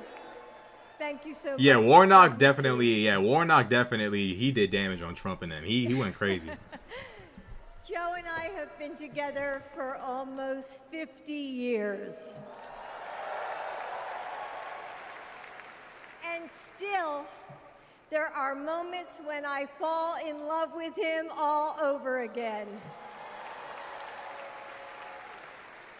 Like when I handed him our baby Ashley for the first time and saw the smile that lit up his face. Or on nights after an exhausting day working in the Senate, when he would read one more bedtime story just because the kids asked. When he stops on a rope line because he sees someone. Bro, they got every sign for everyone, bro. They have a sign for every person. They are efficient, bro. They have a sign for everyone. Or to encourage that child with a stutter to find the confidence she needs. Those moments when I'm reminded of all he's accomplished in the name of something bigger than himself. Receiving the Medal of Freedom with humility.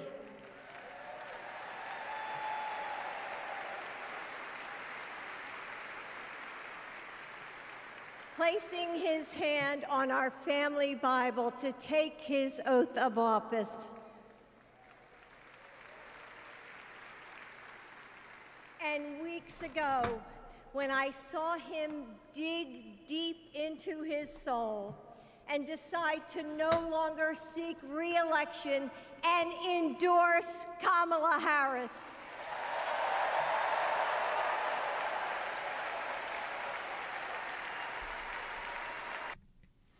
Charlie Foxtrot with the $10 super chat. Hey Rashad, I recently discovered your channel. Love your vids.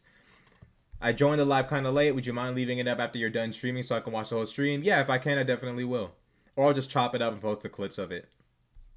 Thank you for the super chat, by the way. I greatly appreciate it.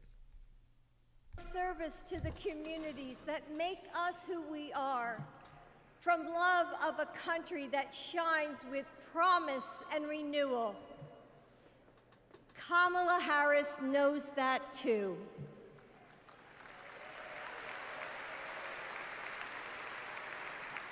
Our son, Beau, first worked with Kamala when he was Attorney General of Delaware.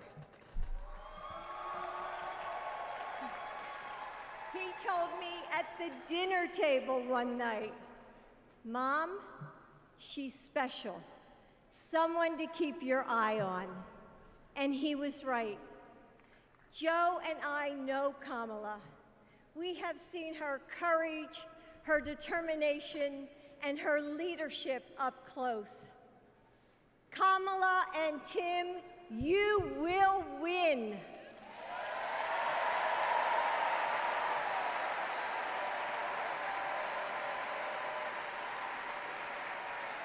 And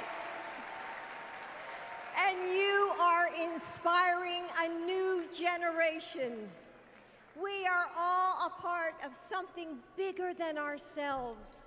And we Which are night do you think Taylor stronger Swift than we will know. shows up to stick it to Of MAGA? our country is If in Taylor the Swift hands does of endorse those in this room, Biden, not Biden, and Harris all of again, you watching if she at does, home. it'll be in like It's October. going to take all of us, and we can't afford to lose.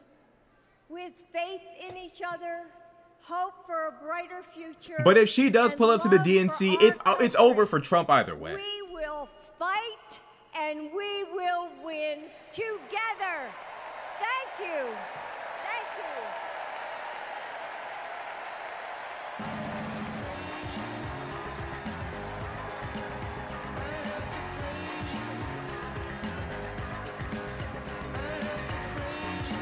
Isn't Taylor out of the country? I think she is. I think Taylor Swift is out of the country. Please welcome first daughter, Ashley Biden.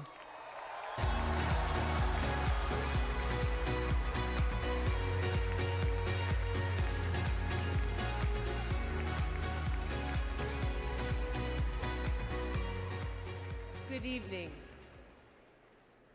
I have this memory. It's the eve of my 8th birthday. Dad is still in D.C., tending to urgent matters in the Senate.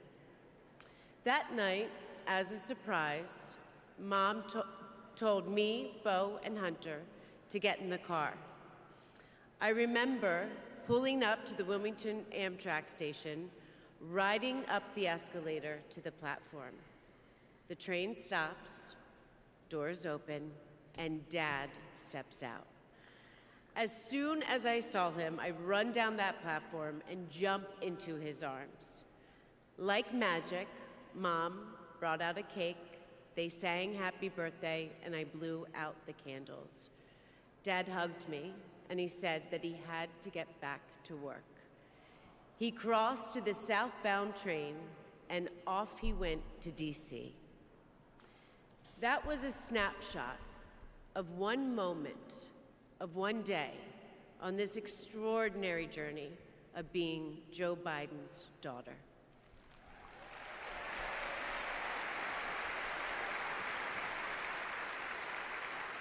Joe Biden is the OG girl dad. He told me I could be anything and I could do anything. As a child, I would sit on the leather chair in his office doing my homework, and he would sit next to me doing his work, drafting the Violence Against Women Act.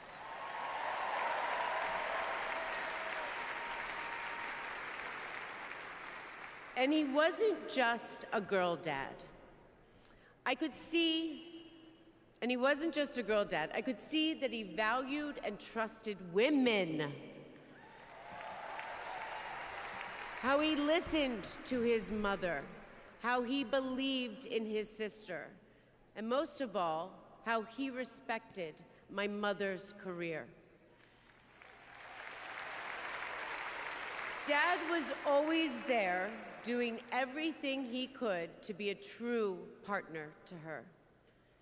Dad, you always tell us, but we don't tell you enough, that you are the love of our lives and the life of our love.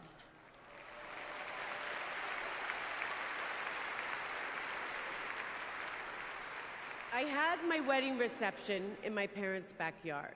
At the time, my dad was vice president. But he was also that dad who literally set up the entire reception. He was riding around in his John Deere four-wheeler, fixing the place settings, arranging the plants, and by the way, he was very emotional. I thought that I would be a mess, but he was the one crying, and I was the one who had to comfort him. Before he walked me down the aisle, he turned to me and said that he would always be my best friend. All these years later, Dad, you are still my best friend.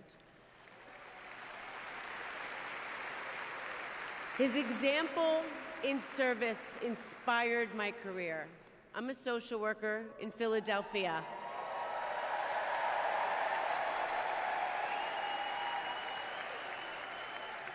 I support formerly incarcerated women as they heal from past trauma and they reclaim their lives. Dad always told me that I was no better than anybody else and nobody was better than me. He taught me that everyone deserves a fair shot and that we shouldn't leave anyone behind. That's what you learn from a fighter who has been underestimated his entire life. When I look at Dad, I see grace, strength, and humility. I see one of the most consequential leaders ever in history.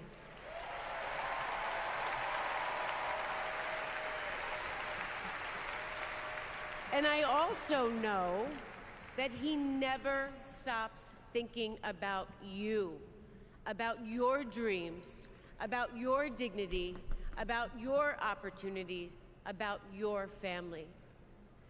Dad knows that family is everything. When Hunter and I lost our brother Bo to cancer in 2015, the grief and the pain felt like it might never end.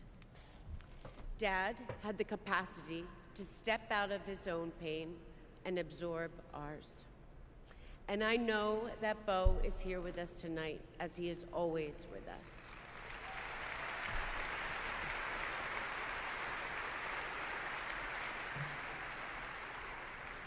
After Bo passed, I got this tattoo on my wrist.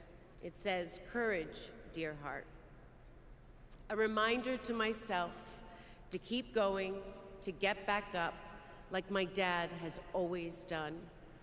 He has taught me that a courageous heart is a miraculous thing. A courageous heart can heal a family. A courageous heart can heal a nation, and maybe even the world. And now, this election requires the courageous hearts of all of us. In 2020, my dad selected Kamala Harris to beat Donald Trump.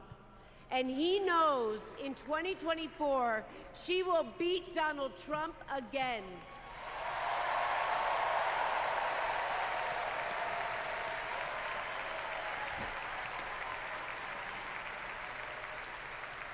So tonight, I am asking you, if you stood with us in 2020, call upon your courageous heart. Stand with us today. Work harder than you have ever worked before in your life. This is the fight of our lifetime. Our freedom, our democracy, our reproductive rights. All of this, all of it is on the ballot. And I know together we can do this, because my dad helped show us the way. And now, I would like to introduce my father, your 46th President of the United States, Joe Biden.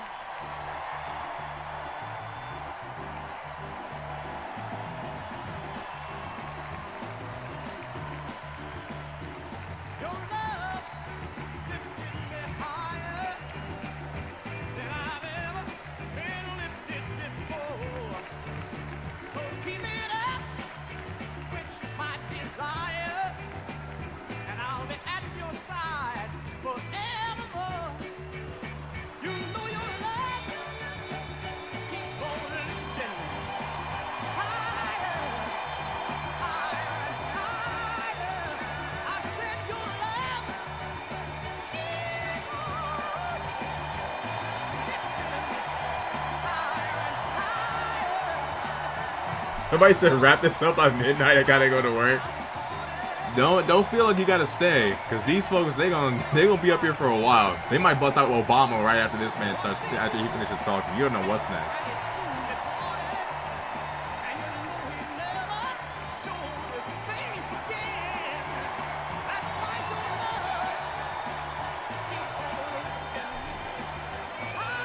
Oh yeah, by the way, you know how Trump said that Biden's gonna re-announce it? He's gonna announce that he's coming back into the race. Well, we're gonna see. Let's see what happens.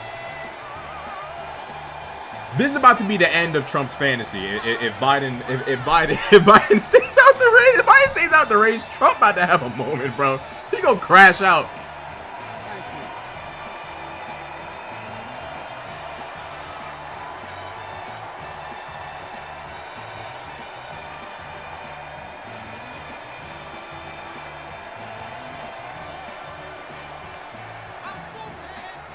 Thank you, thank you, thank you.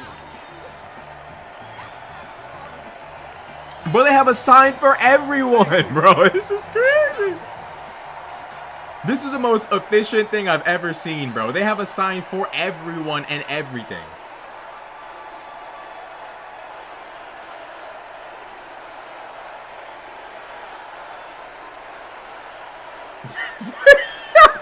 Yo, David said Trump somewhere looking at JD Mass. Thank you, thank you, thank you. And you know hey bro, wherever Trump is at, you know he tight right now, bro. If I was Trump, I'd be sick. Oh, bro, if I was Trump, I wouldn't know what to do. You know, Trump distraught right now, bro. Trump is in a million pieces right now, bro. Where do they hide those signs, bro? Because there's too many of them. Where do they fit them all? Golden with the $5 super chat. This is amazing. Very emotional stuff. I appreciate the super chat. I really do. Appreciate you for the $5, Golden. Yeah, this DNC is actually like they're pulling at that. But that just, bro, it highlights how crazy the MAGA movement is, bro. They're attacking so much good that like this DNC really is like a tearjerker, bro. It is. It's just the truth. Thank you. Probably beside every chair. They probably have them beside or under the chairs, right? Yeah. Thank you. Yeah, Trump is in shambles right now, bro. If I was Trump, I would just throw my phone in advance, bro. I'd be tired of it. I'd be so sick right now. Thank you.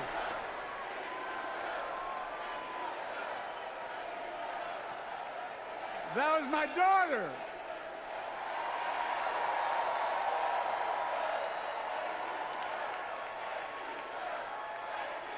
Thank you.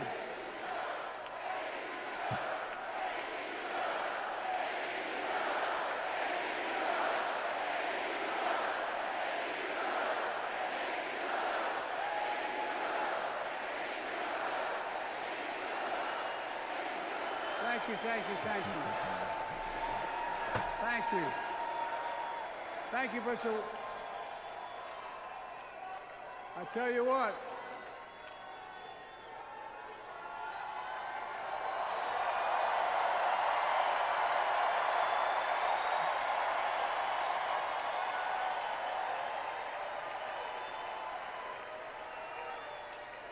To my dearest daughter Ashley, God love you, you're incredible. Thank you for that introduction and for being my courageous heart, along with Hunter and our entire family, and especially our rock, Jill.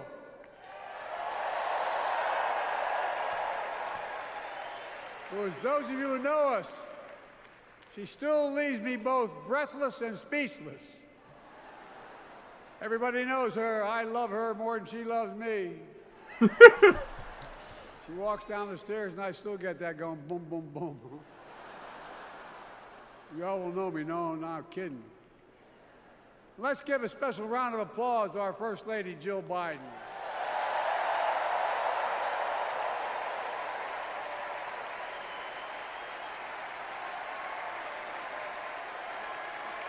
My dad.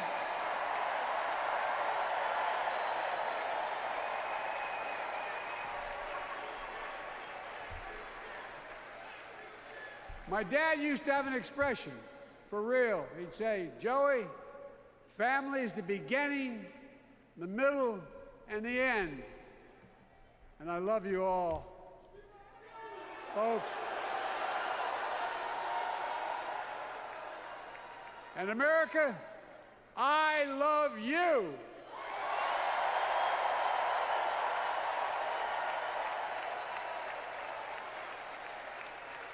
Folks, let me ask you.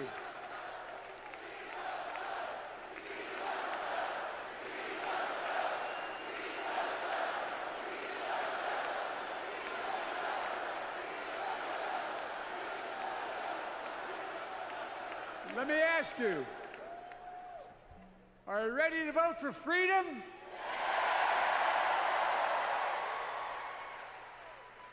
Are you ready to vote for democracy and for America? Let me ask you, are you ready to elect Kamala Harris and Tim Walz, President and Vice President of the United States? You know Trump waiting for him to drop. Trump is no, hold up. I bet Trump is waiting for him to jump back in. It's not gonna happen. In winter, on the steps of the Capitol, on a cold January day, I raised my right hand and I swore an oath to you and to God to preserve, protect, and defend the Constitution and to faithfully execute the office of the President of the United States. In front of me was the city surrounded by the National Guard. Behind me, you know Trump looking at his watch like, okay, come on, Joe, say you're coming back, please. Say you're coming back. It's not happening. But Trump's somewhere tweaking. From the bottom of my heart that I knew now, there is no place in America for political violence. None. You cannot say you love your country only when you win. Yo, they're cooking Dump right now. They're cooking the boy right now. They're cooking him right now. In that moment, I wasn't looking to the past. I was looking to the future. I spoke of the work at hand. The moment we had to meet. It was, as I told you then, a winter of peril and possibility. Of peril and possibility. We're in the grip of a once-in-a-century pandemic, historic joblessness, a call for racial justice long overdue, clear and present threats to our very democracy. Thank you.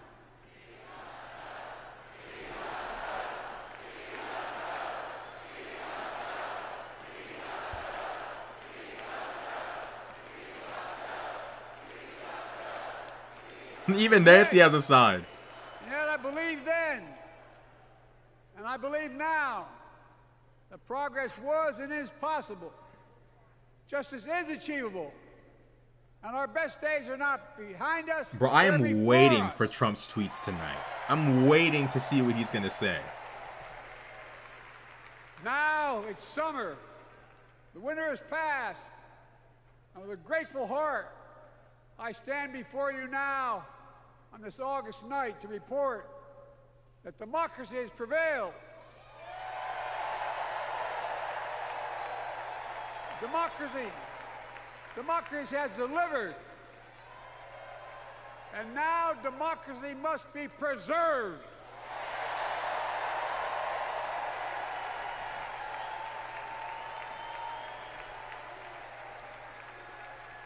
You've heard me say it before. We're facing an inflection point. One of those rare moments in history. They ain't even bring out the big guns yet. They have not, bro. The worst is still yet to come for MAGA, bro. This is not the worst the DNC can do to them. For decades to come. That's not hyperbole. I mean it literally. We're in a battle for the very soul of America. I ran for president in 2020 because of what I saw in Charlottesville in August of 2017. Extremists coming out of the woods, carrying torches, their veins bulging from their necks, carrying Nazi swastikas, and chanting the same exact anti-Semitic bile that was heard in Germany in the early 30s. Neo-Nazis, white supremacists, and the Ku Klux Klan, so emboldened by a president then in the White House that they saw as an ally. They didn't even bother to wear their hoods. Hate was on the march in America. You say you put the bench and they go up by 15. That's basically what it is right now. Bro, they haven't even put the starters up yet, and they're already up by like really 20. stoking the oldest fears, giving oxygen to the oldest forces. This is light work. It is light work. Really, it is, bro. Sought to tear apart America. In the process, a young woman was killed. When I contacted her mother, I asked about what happened. She told me. When the president was asked what he thought had happened, Donald Trump said, and I quote, "There are very fine people on both sides. My God." That's what he said. Yo, they just cooked him, bro. They just cooked him. That's what I realized. Kid Rock can't save MAGA from this. Kid Rock can't save you. Go on ahead and wrap it up, because Kid Rock and Hulk Hogan can't save you from this. It's over with.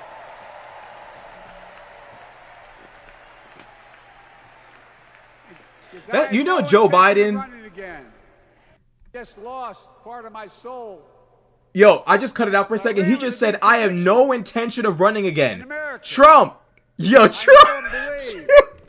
In America where honesty, dignity. Hey, everybody, you put your hands together for Trump real quick.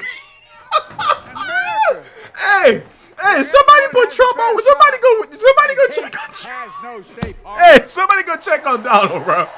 Somebody go check on Donald, bro. Oh, yo. Somebody go check on Donald. The moment I cut it out, he said it. Oh, my God, bro. And a broad coalition of Americans joined with me. 81 million voters voted for us. More than any time in all of history. Because of all of you in this room and others, we came together in 2020 to save democracy.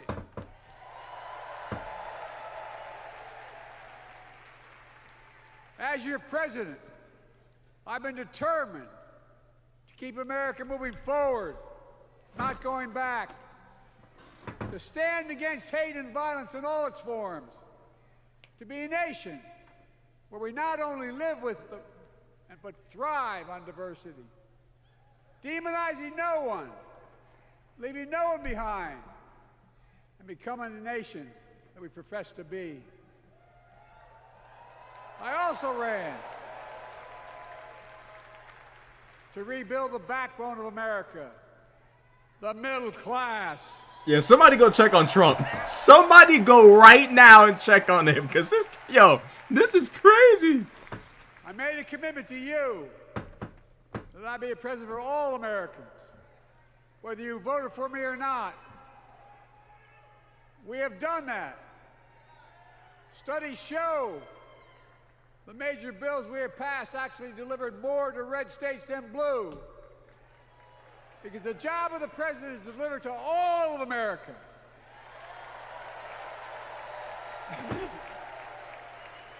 Because of you, and I'm not exaggerating, because of you, we've had one of the most extraordinary. Do you think Harris and Walz can reach the 270 without swing state? I don't know. They're not moving like they think they will. They're moving like they're not the underdogs right now, but they're playing like they are. And that's the most important thing, is do not underestimate Dump and Vance. Is Trump in a bad spot right now? Yes. Is Trump down bad right now? Yes. Is Trump in shambles right now? Yes. But you just can't underestimate that what's going on. You can't underestimate what's going on over there, bro. Business growth. Record high stock market, record high 401ks, wages up, and inflation down, way down, and continuing to go down.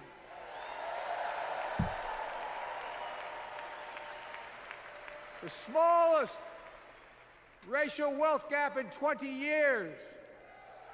And yes, we both know we have more to do, but we're moving in the right direction. More Americans have peace of mind that comes from having health insurance. More Americans have health insurance today than ever before in American history.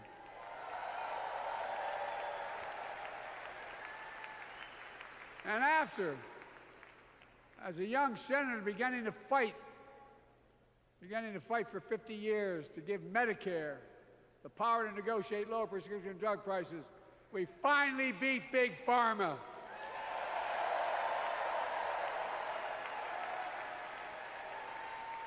And guess who cast the tie-breaking vote?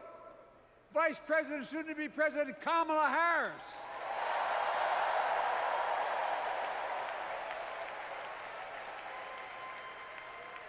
And now it's the law of the land.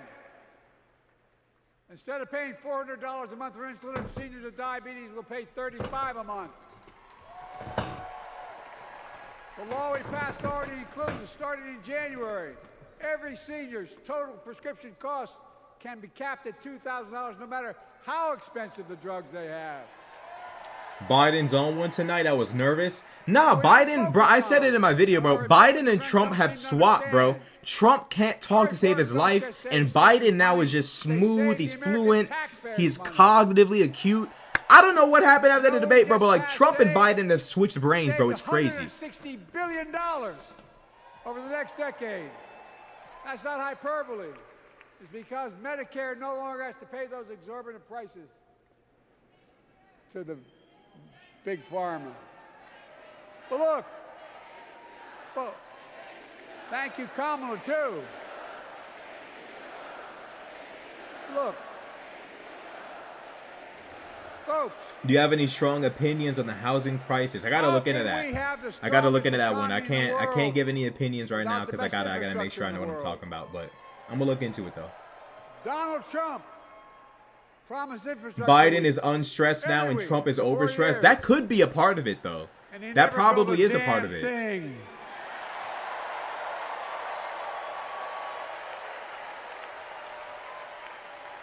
But now, because of what Kamala and I have done, remember we were told we couldn't get it done. Remember when we came into office, we couldn't get anything passed? But right now, we're giving America an infrastructure decade, not week. We're modernizing our roads, our bridges, our ports, our airports, our trains, our buses. Removing every lead pipe from schools and homes so every child can drink clean water. We're providing affordable high-speed internet for every American, no matter where they live, not unlike what Roosevelt did with electricity. And so much more. We are uniting the country. We're growing our economy. We're improving our quality of life. And we're building a better America.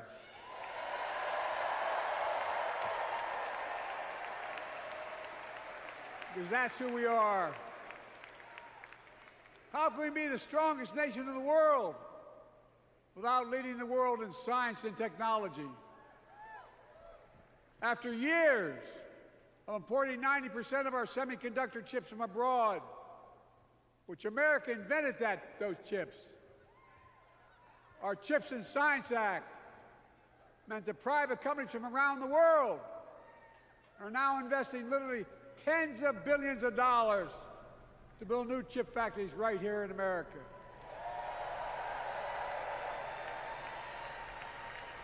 And over that period, they'll create tens of thousands of jobs. And many of those jobs in the so-called fabs, the buildings that make the chips, that's being constructed now. And guess what? The average salary in those fabs, size of a football field, will be over $100,000 a year, and you don't need a college degree.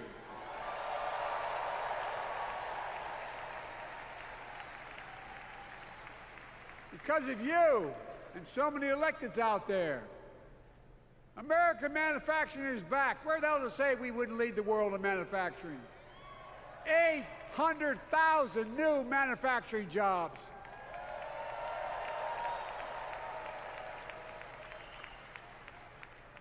Our Republican friends and others.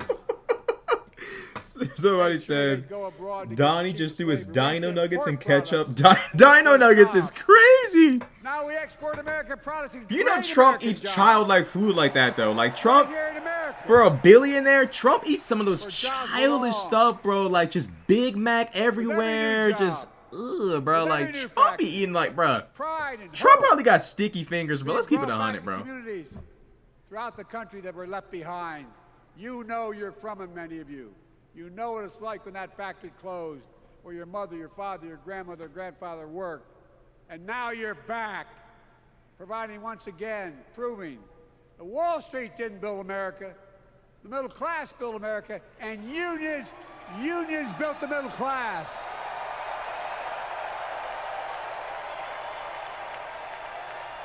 Yeah, somebody go check on Trump. Somebody please go check on him, because it's got to be a bad night for him right now. It's got to be since I came to crazy. the Senate. And that's why I'm proud to have been the first president to walk a picket line.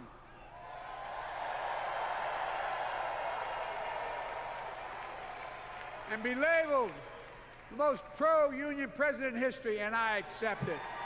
It's a fact.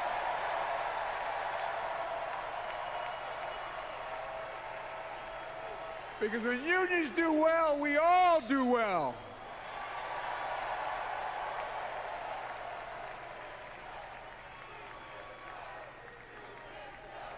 You got it, man. You got it.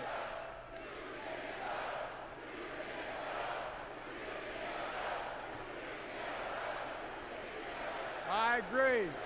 I'm proud. Look, remember he told we couldn't get anything done because we couldn't get anything done in the Congress? Well, with your support, we passed the most significant climate law in the history of mankind.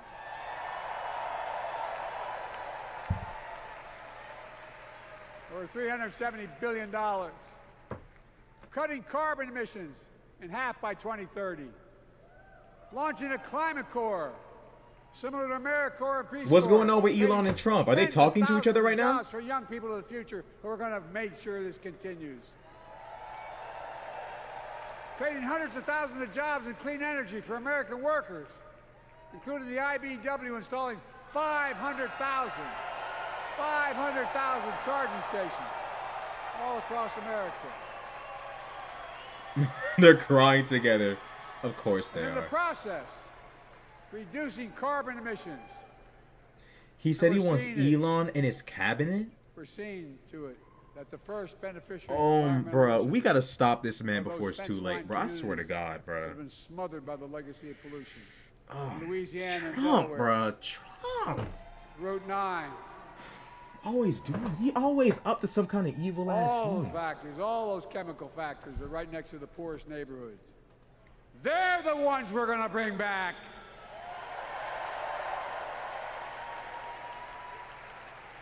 And how? How can we be the greatest nation in the world without the best education system in the world? Donald Trump and the Republican friends, they not only can't think, they can't read very well. Seriously, think about it. Look at their project 2025. They want to do away with the Department of Education. Well, during the pandemic, Kamala and I helped states and cities get back their schools back open. And we gave public school teachers a raise.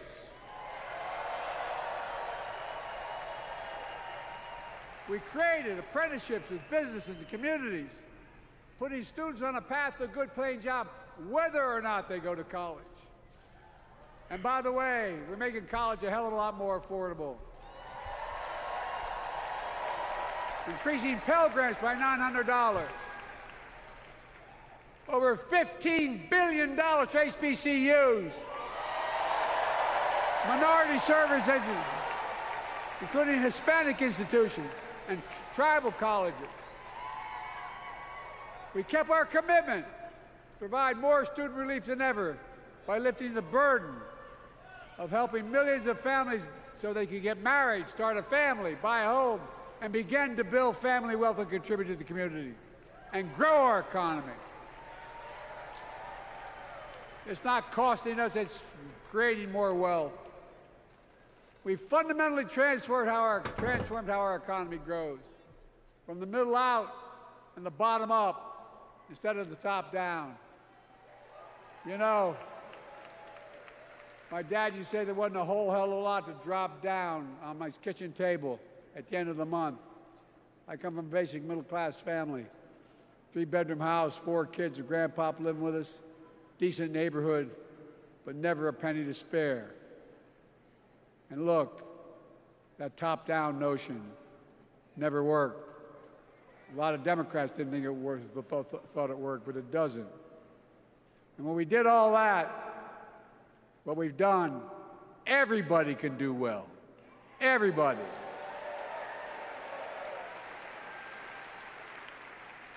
Donald Trump calls America a failing nation. No, I'm serious. But think about this. Think about this.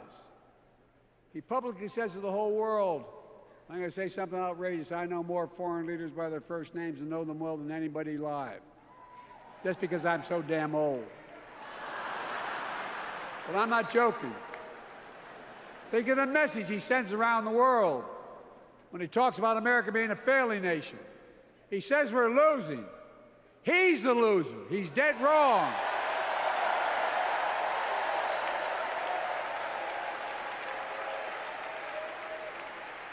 Many of you are very successful people who travel the world. Name me a country in the world that doesn't think we're the leading nation in the world. Without America, not a joke, think about it. I'm being literal. Who could lead the world other than the United States of America?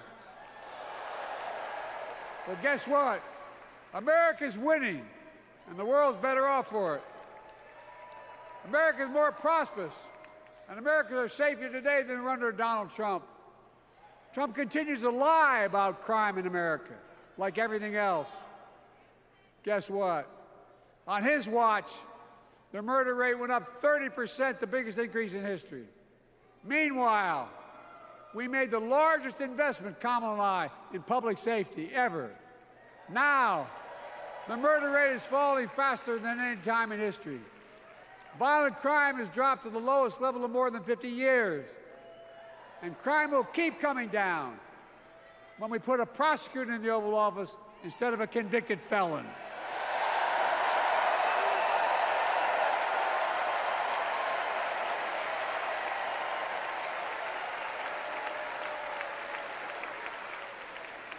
And folks, the distinguished senator from the C Senate from California and I passed the first ban on assault weapons.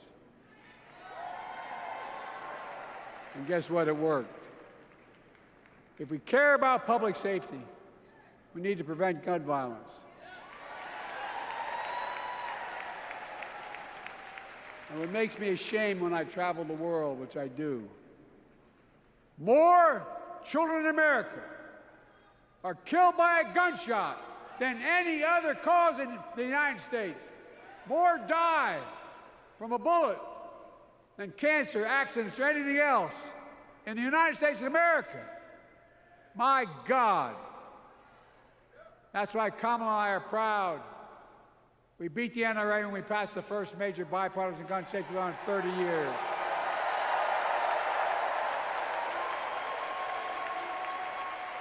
I'm serious. That comes from here. And now it's time to ban assault weapons again. And demand. Golden with the $5 super chat. Dark Brandon activated. He's in for blood. Yeah, I mean, bro, like Joe is he's in memorable form right now. Joe's doing amazing. No, I'm not trying to be funny. It's sad. Trump continues to lie about the border. Here's what he won't tell you. Trump killed the strongest bipartisan border deal in the history of the United States that we negotiated with the Senate Republicans. It took 4 weeks. Once it passed, and never acknowledged the most expansive border change in American history. He called senators to say, don't support the bipartisan bill, because he said it would help me politically and hurt him politically. My God. No, I'm serious. Think about it. Not a joke. It's not funny, but Trump is a mess. Trump is a mess, bro. Trump is a mess, bro. Once again, putting himself first and America last. Then I had to take executive action. The result of the executive action I took Border encounters have dropped over 50%. In fact, there are fewer border crossings today than when Donald Trump left office. And unlike Trump, we will not demonize immigrants, saying they're the poison of blood of America, poison the blood of our country. Kamala and I are committed to strengthening legal immigration, including protecting dreamers and more.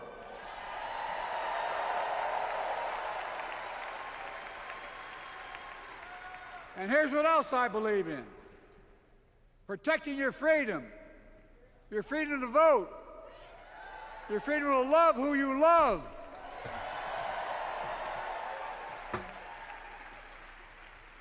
and your freedom to choose.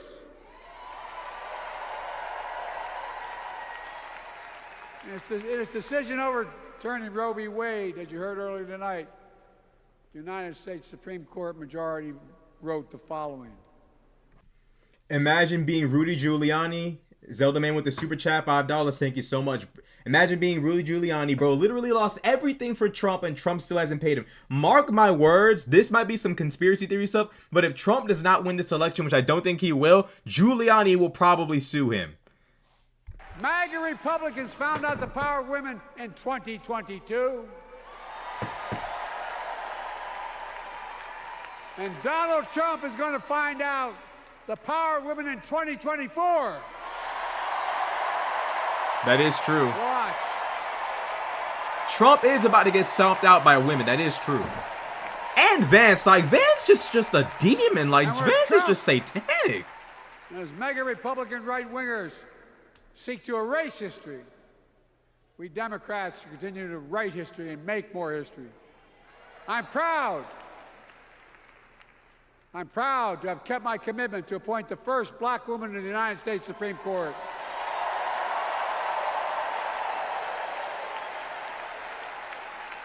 Ketanji Brown Jackson,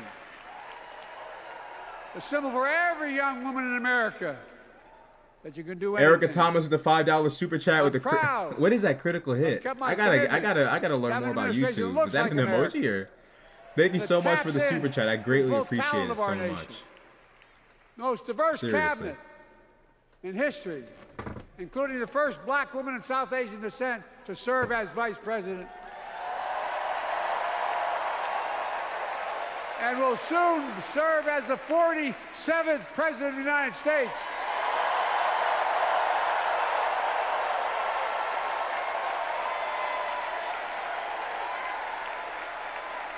She is good.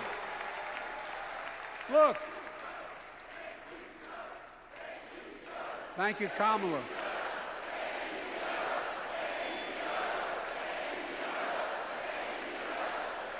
Folks, I've long said we have many obligations as a nation, but I got in trouble years ago for saying I'd make no apologies. We have only one truly sacred obligation. Pudgy Bear with the $5 super chat. Thank you so much for that. I appreciate it. Y'all don't even be saying that. Y'all just be sending super chats. I appreciate y'all so much, man. I really do. Clarence Thomas shaking in his boots. Clarence Thomas is just a bum. It's crazy. He better be You're right. He better be shaking in his boots, bro. He is a bum. Insanity. Zelda Man, you're right. He better be shaking in his boots. It's an Agent Orange. I was around during the Vietnam War. It's hard. Nobody was able to prove that there's illness. Greg with a $2 super chat. Appreciate you doing this live reaction. Hey, I appreciate y'all for being here. Thank you for that super chat as well. Because they lived in burn pits like my son did. When is Taylor's performance? Is Taylor supposed to be performing here? But because of the PACT Act,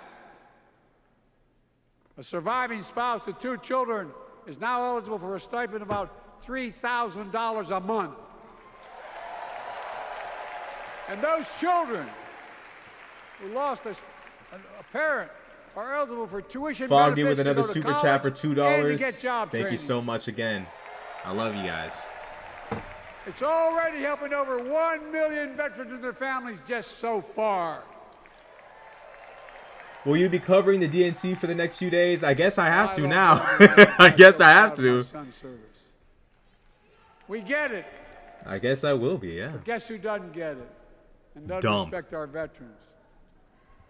We know from his own chief of staff, the four-star General John Kelly, that Trump, when in Europe, would not go to the grave sites in France. The brave service members who gave their lives to this country.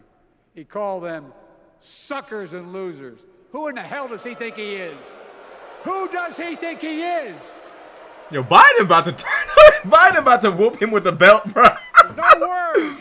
Oh my goodness, bro.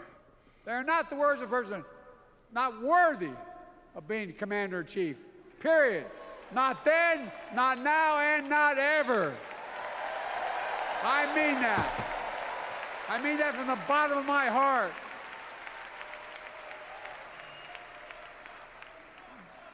Just as no commander-in-chief. Foggy said, I just saw that. Thank you. I appreciate that as well. The way Trump bows down to Putin. You're one of the only DNC live streams with chat. And I promise you, oh, that's interesting. Kamala Harris will never do it. Will never bow down. When Trump left office, Europe and NATO was in tatters. Not a joke. America First doctrine changed our whole image in the world. Well, they gave the hours, about 190 hours sum total, me and my counterparts who are heads of state in Europe, to strengthen NATO. We did. We united Europe like it hadn't been united for years, adding Finland and Sweden to NATO. 10 days before he died, Henry Kissinger called and said, not since Napoleon has Europe not looked over their shoulder at Russia with dread. Until now. Until now. Well, guess what? Putin thought he'd take Kyiv in 3 days. 3 years later, Ukraine is still free.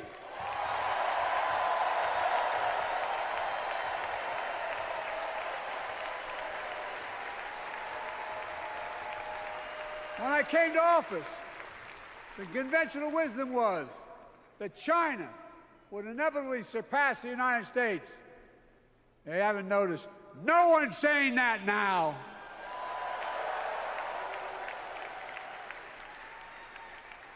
And we'll keep working to bring hostages home and end the war in Gaza and bring peace and security to the Middle East.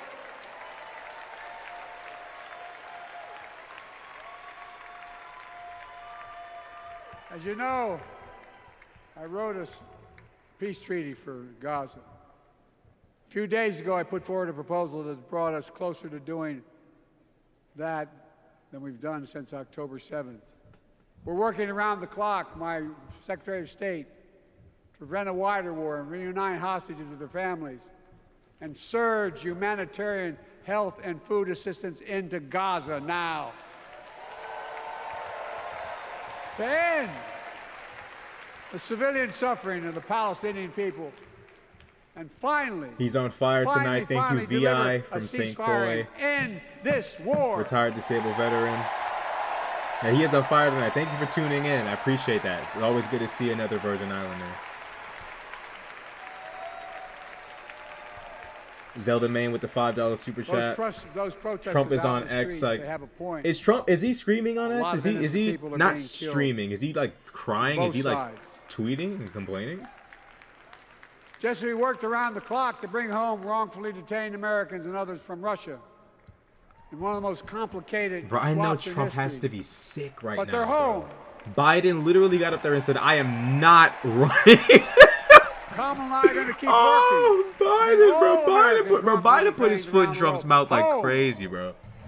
Big up, Rashad. Love your VI flag. Proud to see you represent from OSCS Lion Soul. Hey, man, I appreciate the $10 super chat so much. I've got a lot to do. I appreciate the super chat a lot. I really do.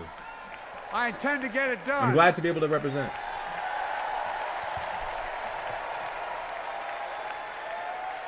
It's been the honor of my lifetime to serve as your president.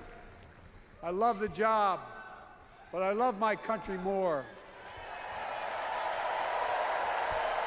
I love my country more.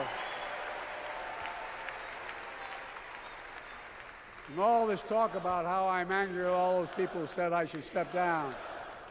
That's not true.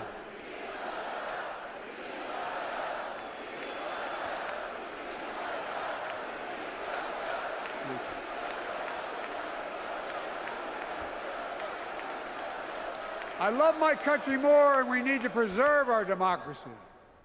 In 2024, we need you to vote. We need you to keep the Senate. We need you to win back the House of Representatives. And above all, we need you to beat Donald Trump.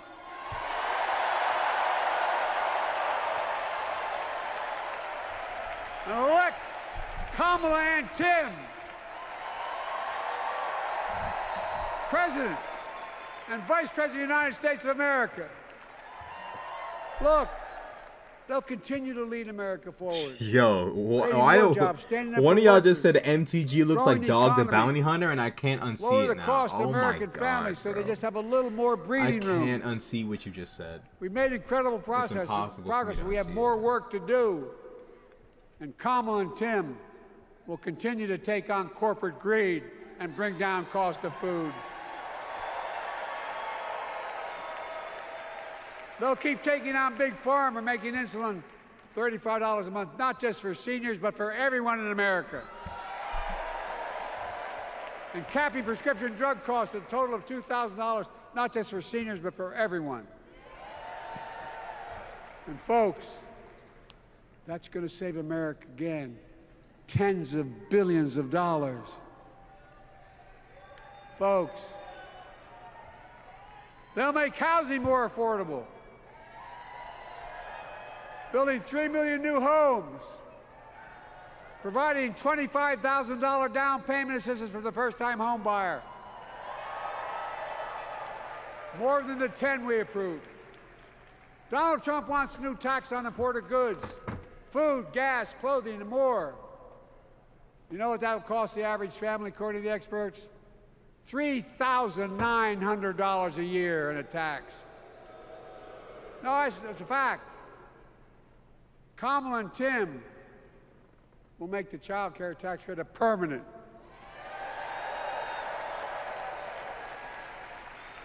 Lifting millions of children out of poverty and helping millions of families get ahead. But you know what Trump has? He created the largest debt any president had in 4 years with his $2 trillion tax cut for the wealthy. Well, Trump has a new plan.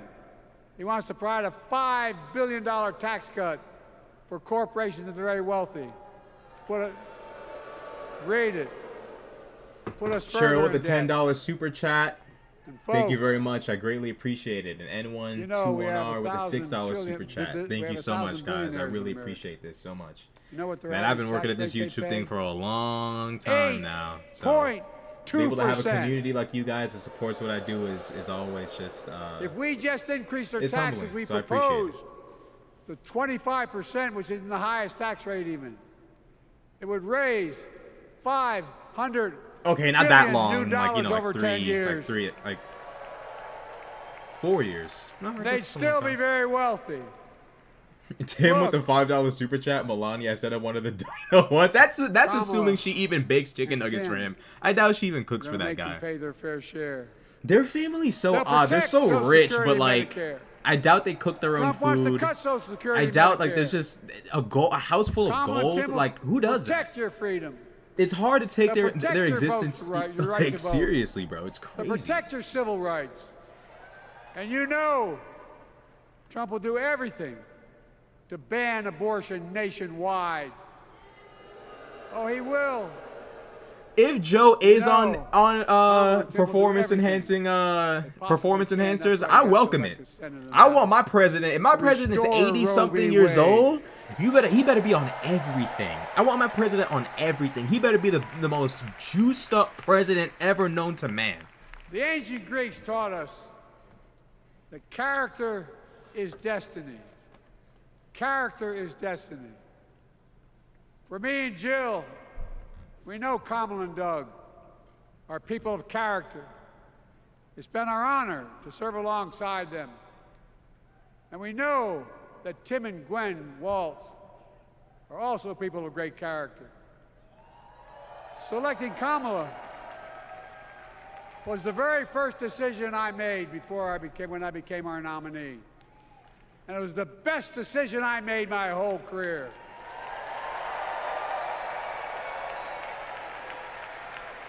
That is true. We've not only gotten to know each Like other, teaming up with Obama was friends. big, but teaming up with tough. Harris to defeat Trump She's was experienced. it's a completely different level She has of enormous serious. integrity, enormous integrity. Her story represents the best American story. And like many of our best presidents, she was also vice president. That's a joke.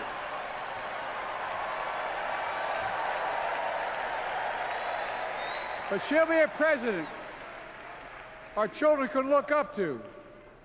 She'll be a president respected by world leaders because she already is. She'll be a president we can all be proud of. And she will be an historic president who puts her stamp on America's future.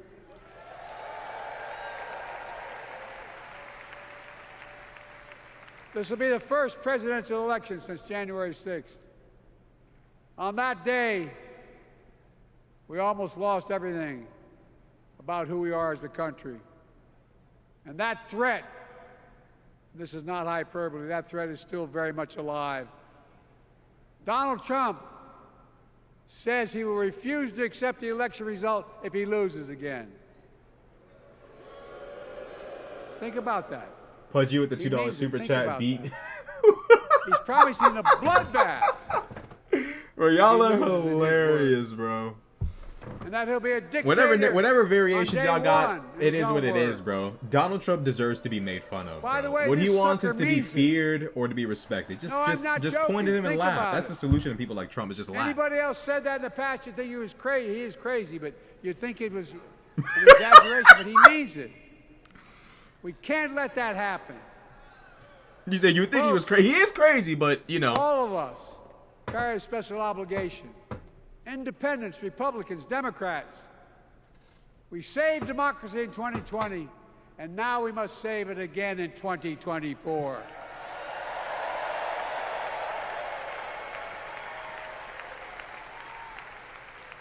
The vote of each of us cast this year will determine whether democracy and freedom will prevail. It's that simple. It's that serious. And the power is literally in your hands. History is in your hands. Not hyperbole. It's in your hands. America's future is in your hands. Let me close with this. Nowhere else in the world could a kid with a stutter and modest beginnings in Scranton, Pennsylvania, and Claymont, Delaware, grow up to sit behind the resolute desk in the Oval Office.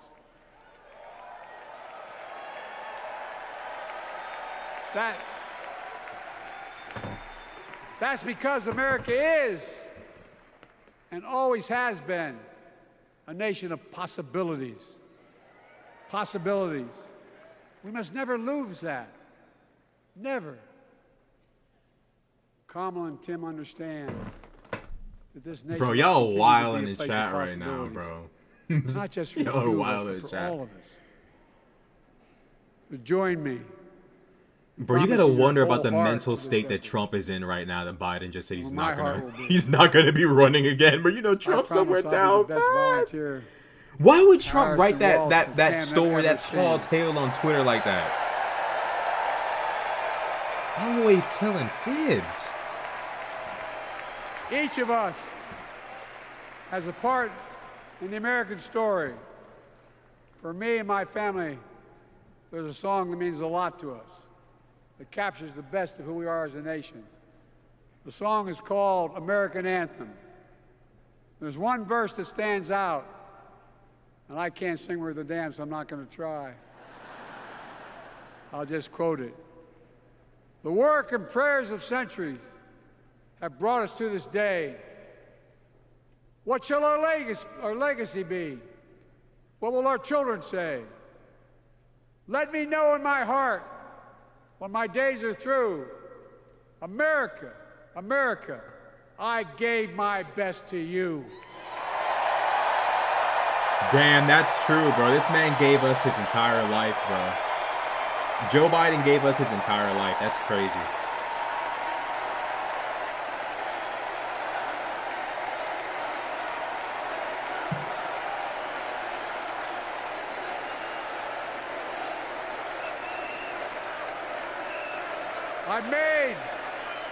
I made a lot of mistakes in my career, but I gave my best to you.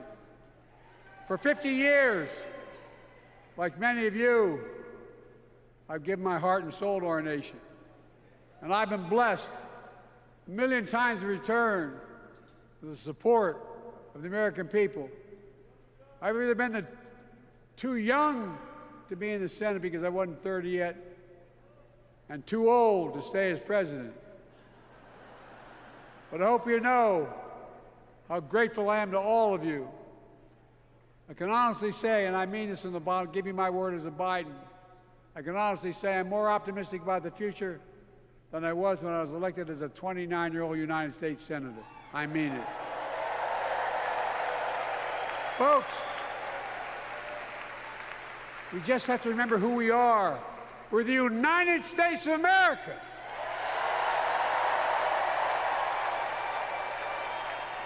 And there's nothing we cannot do when we do it together. God bless you all, and may God protect our troops. Thank you.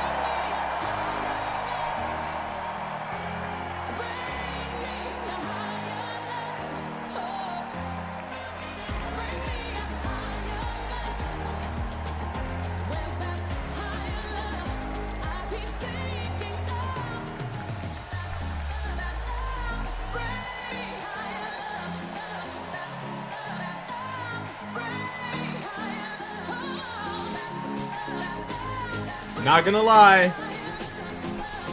Not gonna lie. The vibes is back. The vibes are back.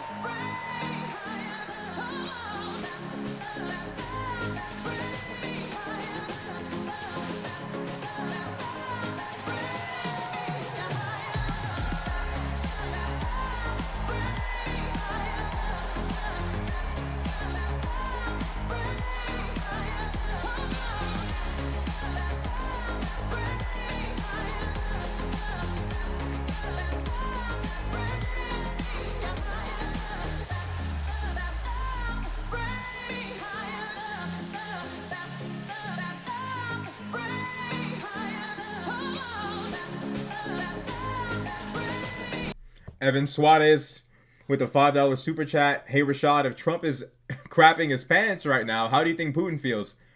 Bro, I'm gonna keep it 100, bro. I think Putin is probably in shambles too, bro. He was betting on Trump to win, and it's not looking too good right now. Oh, by the way, I don't know if y'all saw, but Alex Jones has now issued that that the Putin in. Apparently now Russia's offering Americans like visas or like some kind of like Russian. They're inviting Americans to come to Russia to escape wokeness. Surely it's not a trap for people to be kidnapped and sent to the front lines. No, never. That would never happen. In other words, Putin is desperate.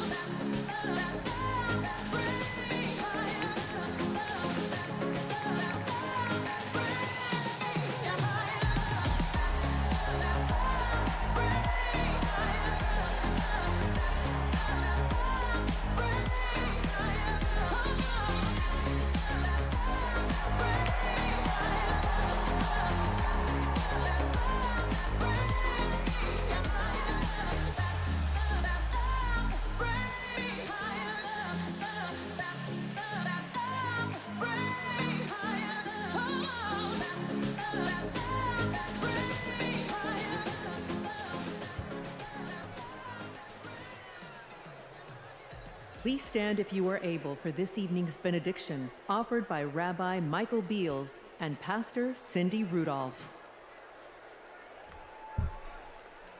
Is it over?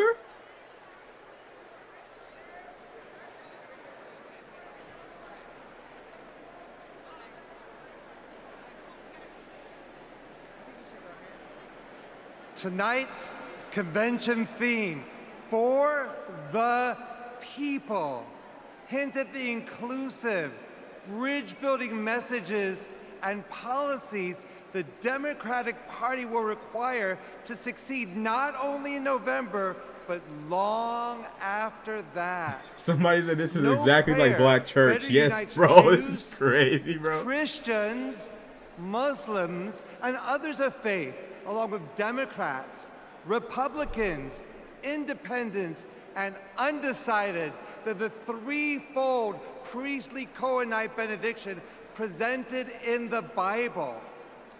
It is divided into three in order to shower the following blessings of gratitude, hoda'ah, upon my fellow Delawarean, President Joe Biden,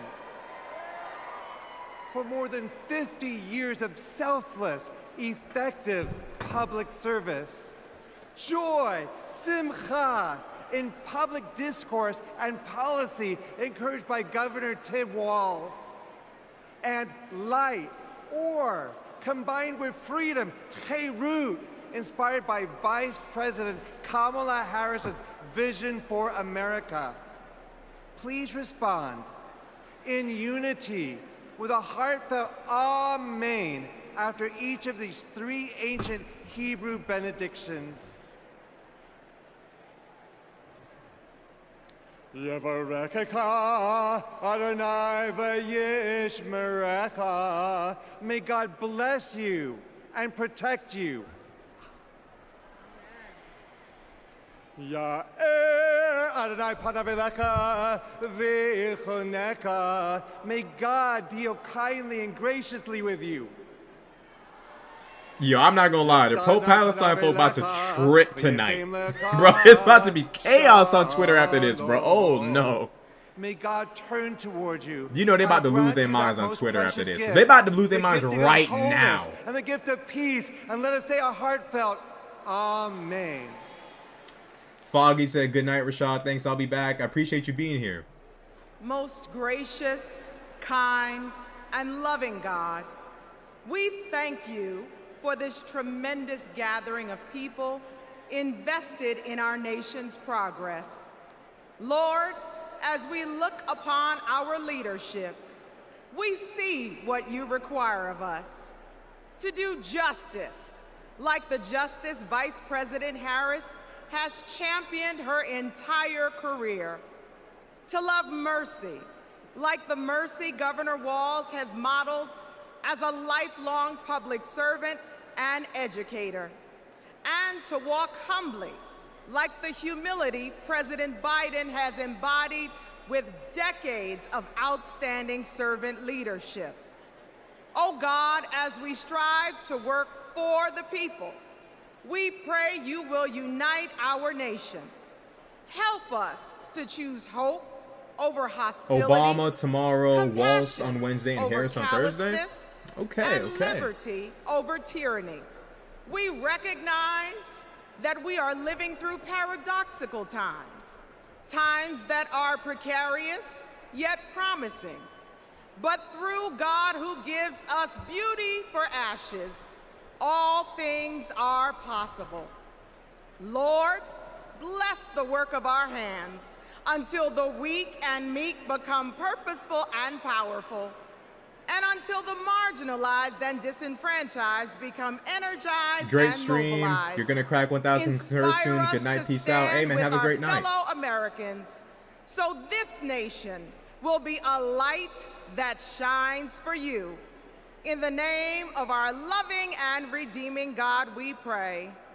Amen. All right. Okay. All right. All right, bro. Bro, I'm tired as hell, bro. Yup. Somebody else just came. Bro, how many people y'all got back there, bro? Jeez Louise. Oh, man. It's crazy. It is crazy. I'm sure Obama will be there. I'm pretty sure they're about to bring out, like, the big dogs, bro. Like, if Beyonce shows up, it's definitely over for Trump. I'm actually waiting for Beyonce and Taylor Swift to make their official endorsements, because once that happens, it's basically over. Bro, I gotta talk about the fact that Joe Biden basically just, like, erased all of Trump's, like, tall tales on Twitter. Biden's gonna be back. Biden will make his return. That did not happen.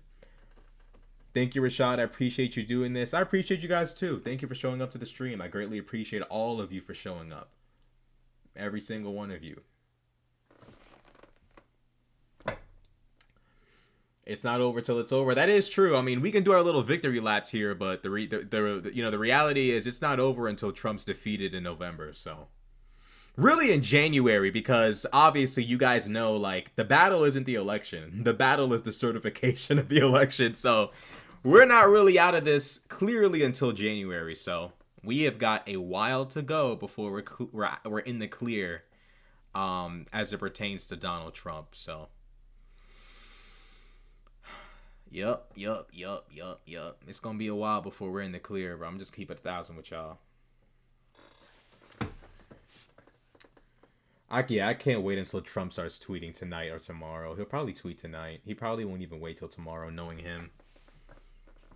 He's more than likely not going to wait. Do you think Georgia will go blue? More than likely, yeah. But there's a whole scheme going on in Georgia right now to try to not certify the votes.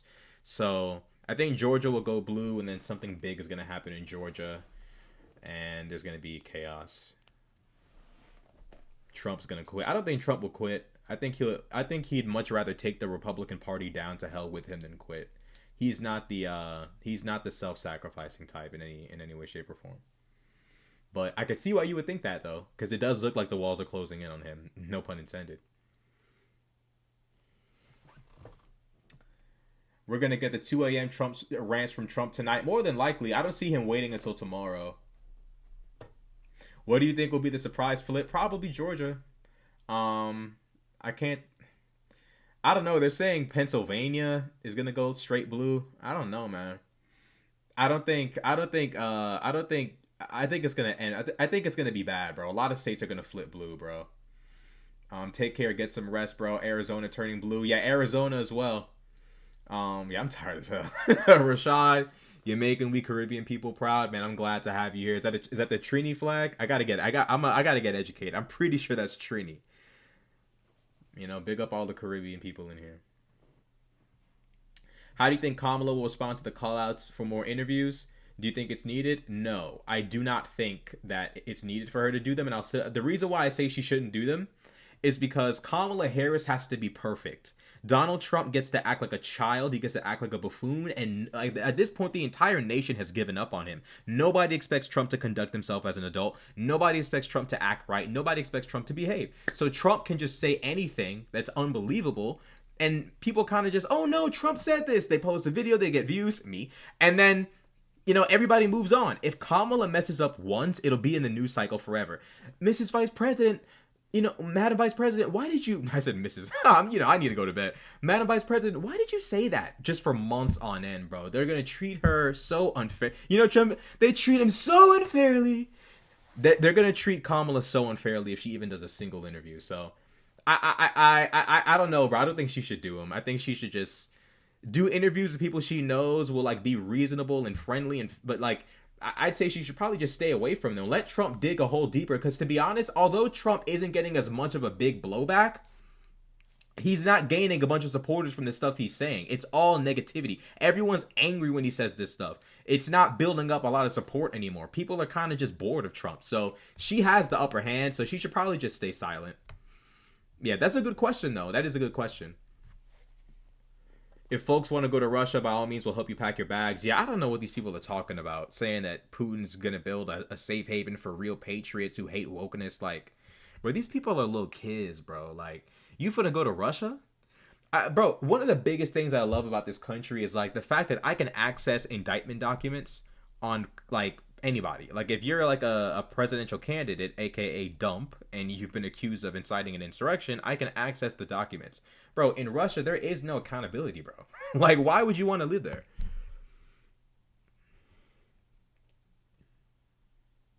Nobody has ever been treated worse than Trump. Just ask. Bro, he swears to God he never does anything wrong. He lies. He just lies, bro.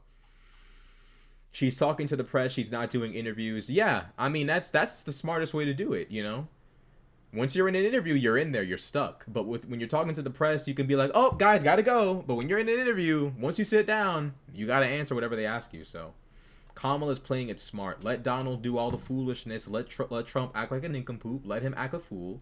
And then, you know.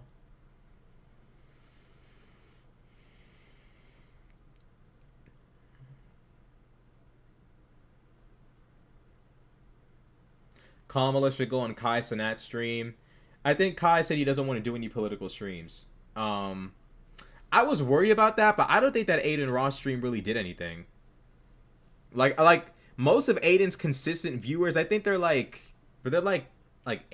18, but like, bro, like, I mean, that is a voting age, but like a lot of their like viewers, bro, are not a voting age. So it's like, you know, it would help if Kamala, you know, did do that, but I think Kai Cenat said no.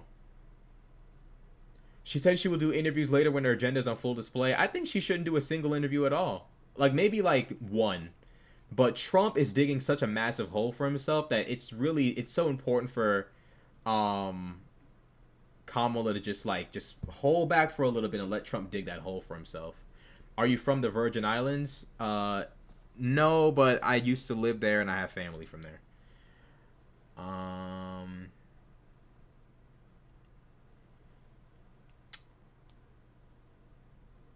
What did you think of the AOC speech? I'm not gonna lie, AOC had like one of the top speeches. I gotta give it to AOC, Jasmine Crockett, and Biden. They had the craziest, bro. AOC, Crockett, and Biden, top three, okay, top three. Do you think Texas will flip? That's the thing. Like, I have no clue, bro. Like, I don't know, man. A lot of these states that were traditionally red might not stay red, my G. They might flip. Thank you, Rashad, for doing what you do. Destiny and Mockler helped me get back on the right track. Hello from the UK. Hey, I appreciate you appreciating my content. Warnock was good as well. The ending of Warnock's speech was crazy, bro. Warnock almost stopped the pro-Palestine protesters with that end of the speech. He almost shut it down. Raskin put hands on Trump. Raskin. But Joe Biden was putting all type of elbows and John Jones spinning all type of... It was bad.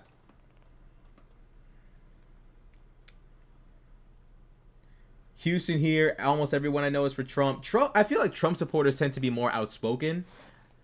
Like, you know, they always say, we're the silent majority. I don't know, bro. I feel like Democratic voters are a lot more quiet. They just show up and vote. They're not like... It's not a cult of personality. Maybe they'll have a sticker. Maybe a sticker. But they're not really, like, talking about it. They're not, like, you know, like, hyped up. They're just chilling.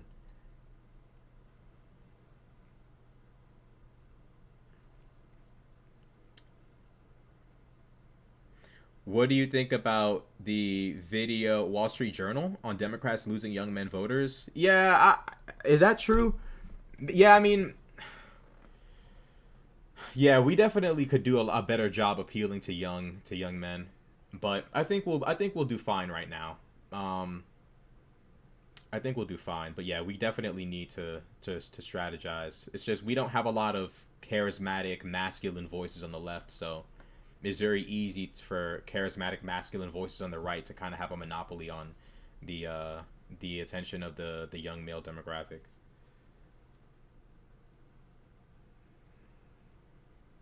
No bumper stickers or yard signs over here, but we're all voting Harris. That's what I'm saying. Like, a lot of times what happens is people who are voting Harris won't say it. They don't care to, like, buy shirts. They don't care to buy stickers. They don't, like...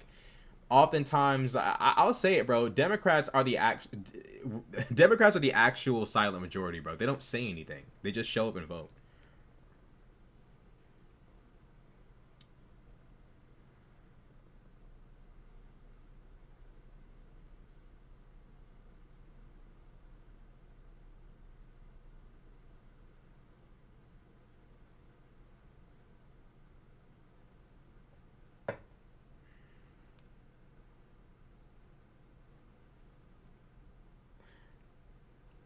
I'm a young man, and I think it's still not cool to be a Democrat. So that's why young men, yeah, there's not really like a theatrical appeal. So it's very hard for it's very, very hard, bro, for we don't really have a lot of masculine. It's just not there right now, you know? It's just not there. I don't know if it will be. I don't know if there's gonna be like I would consider myself a masculine content creator, but I'm just one guy and I don't have that many subscribers, G. So I mean, we'll have to see what happens. Great stream. I'll head out now. See you guys. Take care. Hey man, Golden, have a good night. Be safe. It also doesn't help that YouTube is feeding people right-wing content. I mean, man, right-wing content is just more popular. You know, when I used to be right-wing, bro, my videos used to get, they used to get more views. My political videos used to get more views. It's just more popular. If you want to make money and you don't necessarily believe in anything, you could definitely go right-wing. You know what I'm saying? Like, that'll get you a lot of views, my G. There's just something about right-wing content. People just love it. I don't know why, but people like it. It's more popular. I don't know what it is, bro. I have no clue, but it's more popular amongst the youth.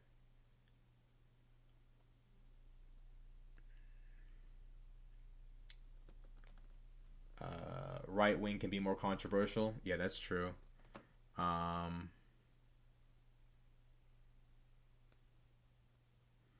Mark Cuban owning Vivek. Yeah, Mark Cuban put hands on Vivek, bro. Vivek, you can see the look on Vivek's face. He was not ready for that January 6th conversation. See, what you're doing right now is personal attacks.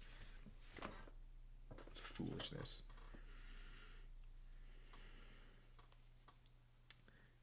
Joe Beasy. That's great, Joe Beasy. Hey, that's crazy. I'm gonna have to borrow that one, Joe Beasy. You think the appeal of right-wing, anti-woke content consumed by young men starts to dissipate as they get older? I have no idea. That's a good question. That's such a good question. We'll have to see, because, like, we've never seen this happen before. So this is literally something we'll have to watch in real time.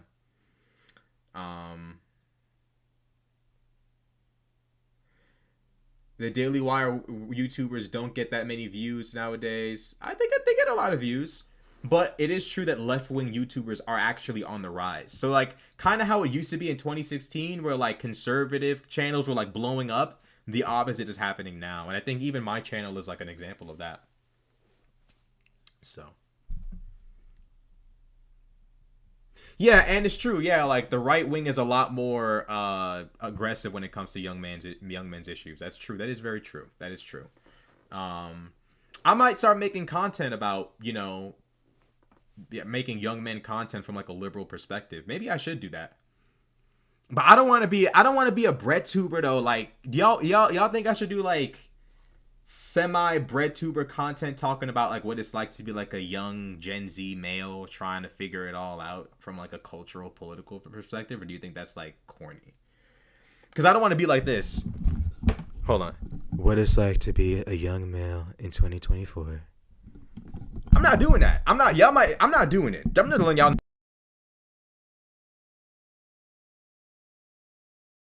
Like that. I'm not about to become a breadtuber. You know what I'm saying, bro? Like, I'm not about to join that. No. No, sir. Not me.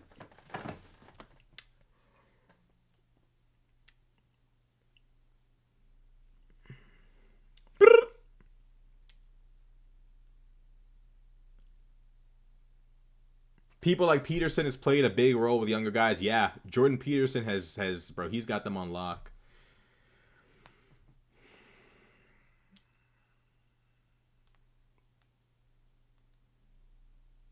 As long as you're passionate and talk from the heart, you can talk about anything. I guess so. I guess that's true. It's young cats like you that give me hope. I appreciate that. You don't got to be corny with it. That's true. I mean, like, bro, it's just like, yeah, I don't know. I don't know how to do it. Have you watched AFD Signifier? I have seen his content before. He's pretty good. I don't think that necessarily makes you a breadtuber, but I could see I'd be construed that way. You know the breadtubers all be doing this. Like they don't have a desk. I don't know. Somebody go buy them. Somebody put a fund together and buy them a desk. Every second a breadtuber goes without a desk. Donate to Donate 3 cents to goddamn. Donate 3 cents to. Yo, none of these niggas have desks. It's so crazy. It's crazy. Do you think issues big such as the Palestinian issue can pave the way through young men? No, that's a complicated topic that takes like months of research to understand.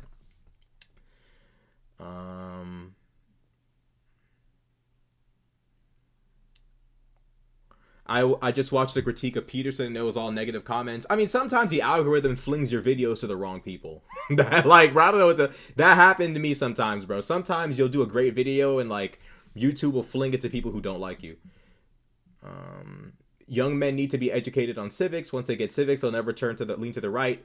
Some will still lean to the right. They'll still lean a little bit right, but that is true. The more people know, the harder it is to justify buffoonery. Why do young men seem to need this charismatic masculine leader? I don't know. I think that's just how men function. We operate in groups. We like to move as a team and get tasks done. And then on top of that, I think a lot of young men are lacking in fatherhood. So it's one of those things.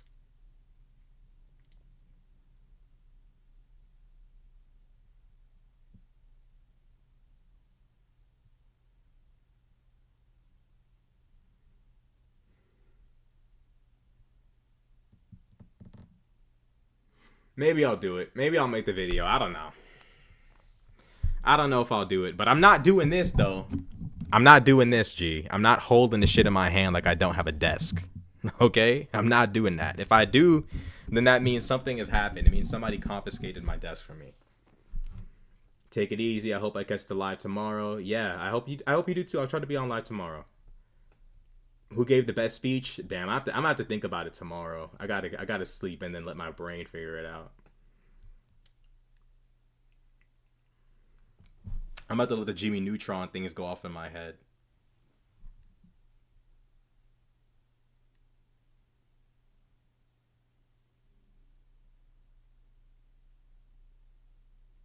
Yeah, AOC went off. I'm not gonna lie. Bro, AOC did damage, bro. Put it in the drafts at least. I don't know. If I end up doing it, I'll just upload it. I don't think I'll just keep it sitting around for a while. I think I'll just do it. Yeah, I don't leave stuff in the vault, bro. This is I don't know if other YouTubers make content and leave it in the vault, but it's not like rap where you like leave stuff sitting in the vault. But maybe I will. I used to do that. I used to make videos and be like, I don't know if I'll upload this one. And I'll just leave it in my hard drive for like months on end.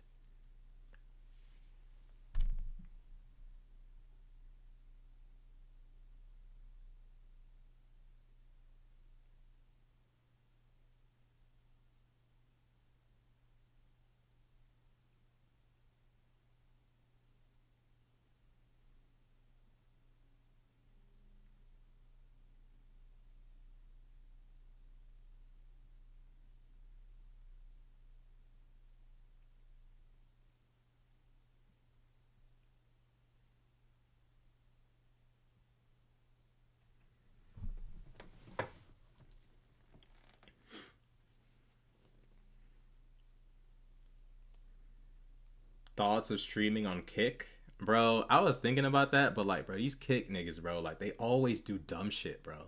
Like I thought Kick was gonna be like, I think Kick has potential, bro. It's just, bro, like the people on Kick do so much stupid stuff and ruin it for like the brand, bro. But I'm kind of looking forward to streaming on Kick. I hope one day I can maybe work with them, but them Kick folk be doing the most, bro. They be doing stupid stuff, bro.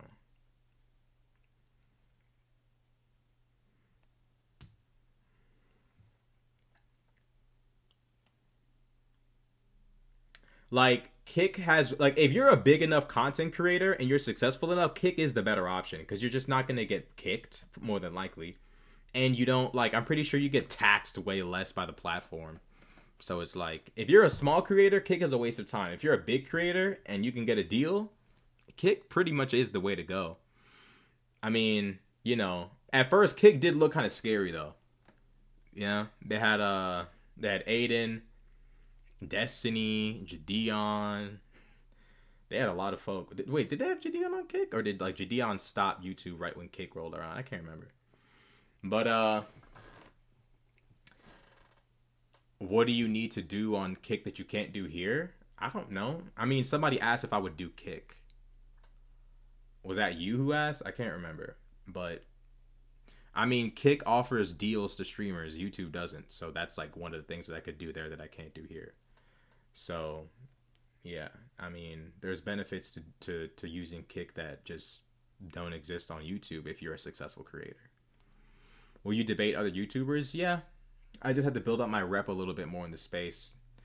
People don't really like, I don't have as much clout in the game. Like, I'm new, so I don't have as much pull. So I can't guarantee that y'all will see me doing a whole bunch of debates. You know, I can't guarantee that, but if it's offered, I'll take it.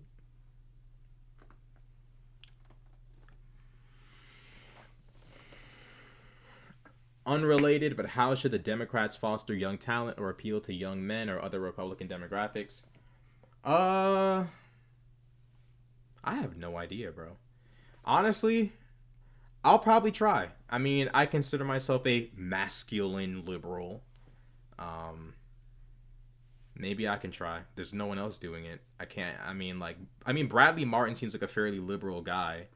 But he doesn't do political content. I mean, who else do we got? I mean, Hassan works out, but that's it, you know. You know, the more people trying, the better. Yeah, that is true. I probably should just make a video on it, bro. I should probably just make a video on it, bro. Y'all think I should do like a 25-minute like video essay on like Gen Z masculinity? I'll do it if y'all think it's a good idea. But I'm not gonna write up a script. I'm gonna just start ranting, bro, and acting a fool per usual. Are you gonna do more IRL stuff? The MAGA lady from the Kamala rally was insane. Yeah, I do plan to do more IRL stuff. Just gotta wait for Trump to come back. We missed the last one because my producer, he got a little sick, so we had to skip the Trump one. We were planning on going. Okay, I don't want to hear people be like, y'all scared of Trump and them.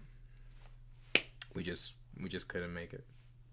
But we were planning on doing back to back. Not gonna lie, if we had done back to back and we got both,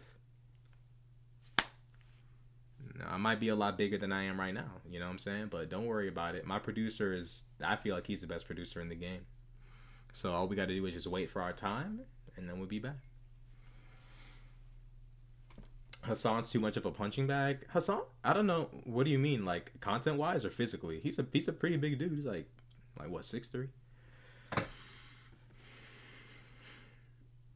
Bro said top G. Andrew Tate, I mean, he's funny. That's one of the biggest appeals. He's funny, he's articulate, he's charismatic.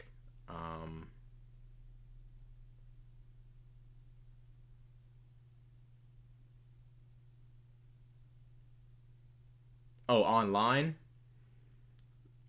I guess. I don't know. I gotta tap into Hassan a lot more often. Yeah, he does get a lot of pushback online, but I've been watching your content recently, and I've been trying to delve into gaining more knowledge and insight about the world. Do you have any advice? I say start with the basics, bro. Learn how bills are passed. Learn how government functions. That might sound like BS and boring as fuck, which it is, but that's why I say we start. Depends on what you mean by insight about the world, philosophically or politically. I'd say if you say you want to learn without a bias, I'd say learn how systems work if you want to like decrease your bias as much as possible. Learn how things work separated from like actual opinion. So like learn how bills are passed, learn how the government body is set up. And I guarantee you'll feel so much more comfortable consuming political content when you know how the system works. So much of political commentary from both politicians and pundits is dependent upon you not knowing shit. That's why watching Destiny is so good, because Destiny researches stuff in real time. So you're with him learning. Most pundits and politicians are actually banking on the people not knowing shit. That's why Donald Trump derails border bills and admits it, and nothing happens, because although he admits it, the majority of his voters don't know he admitted it. So it's like, you know, that's why they can blame stuff like inflation on the president, or blame like foreign policy, like, you know, disasters on the president, because people just don't know how stuff works. So if you want to have an unbiased understanding, you got to learn the boring stuff. Once you understand how the boring stuff works, it becomes so much easier to like see through all the BS. But it takes time, and it's very annoying. All right, folks, like 2 more minutes, and then I gotta wrap up here. 18K subs in 2 weeks. Yeah, I don't know what's going on, bro. I thought it's like my best I thought it was my best I ever had moment, but I still got a little ways to go. Soon I'm gonna have my best I ever had moment, but it hasn't happened yet. What's the best counter to the Biden made inflation worse? I mean, there's so many factors to inflation. I mean, like recovering from COVID. I mean, the war in Ukraine, price gouging. Like, there's so many things that go on that has nothing to do with Joseph Robinette Biden. But yeah, I mean, the fallout from COVID, the war in Ukraine, bro. That stuff has had an effect on inflation. And then on top of that, oftentimes prices aren't even because of inflation. It's because of like price gouging. If you're not clouded enough to get good debates, you should do call outs. I don't think I'm gonna do call outs because then people will just like little bro you. I can get debates. I don't know. Sometimes I'm not really sure. I don't like reaching out to people. I like kind of just chilling and just whatever happens.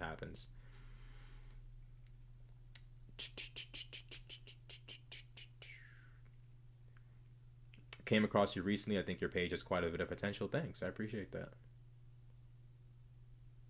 Do you only do American politics? I watch a lot of Loner Box. He has a lot of modern and yeah, I used to do foreign policy content, but I got to get back into it. I've been lazy, bro. I've been making so many like domestic policy videos and like it's just I've lost my way. I got to get back into it. I actually need to start. I'm gonna start doing research streams soon, bro, because I don't know what's going on. I feel like to become a big political guy, you need some kind of gimmick. I don't know if you do. I think you just need to be like charismatic and funny. You know, as long as you're like charismatic and funny, you're good. Trust me. You could be evil, but if you're charismatic and funny, you can build a fan base. And if you give your fan base an identity, I mean, at that point, you're set. But yeah, I'll start doing foreign policy a little bit more. You know what I'm saying?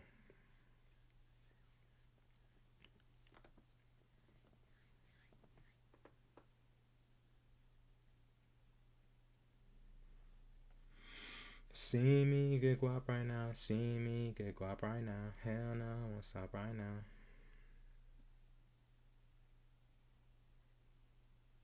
Bro said I was trying to text you to cam up. Oh shit, my phone's dead, bro. My phone's dead, bro. My bad. My bad, G. Yeah, I shouldn't even be like up. I should be going to sleep right now. Facts. You should make a Discord server. I gotta fix it up. It's coming soon, bro. I just gotta fix up the Discord server so that when I invite you guys, it's all set up. Does this fan base have an identity? I have a name for it, but I'm still thinking about it. I don't want to be like I'm trying to think about it. You got to give me a sec because I got some ideas, but I'm trying to figure out how to make a name that's all inclusive. You know what I'm saying? If I can't, then I'll just go with what I was thinking about. But you know, but if I can think of a good one, then I'll unleash a good one.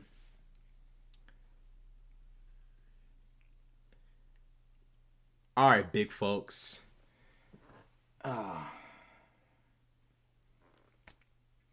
It's been a great 3 hours and 20. It doesn't even feel like 3 hours. It feels like I've only been on here with y'all for like an hour, but all right, y'all. Stay safe, stay blessed. You know what I'm saying? Stay out of trouble.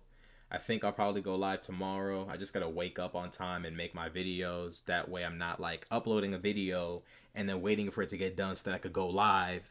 You know, I got to actually operate like a real professional because I actually have an audience now. On the RDF, bro, you trying to get us deleted off the internet? Are you trying to get them pro-Palestine folks to detonate us?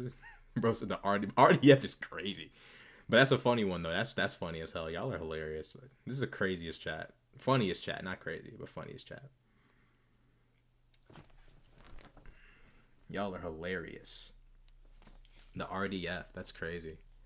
I'll probably make that like a just like an inside joke. We'll probably keep that as an inside joke in the community from now on. All right, whenever we get attacked, we'll just unleash the RDF type shit. that's actually smart. Tim is a genius. Tim is onto something. Y'all may not be able to see the vision, but I can see it. All right, now I'm serious this time. I'm really cutting the stream off this time. All right, serious this time. All right, big dogs. Y'all stay safe. Y'all stay blessed. See y'all tomorrow.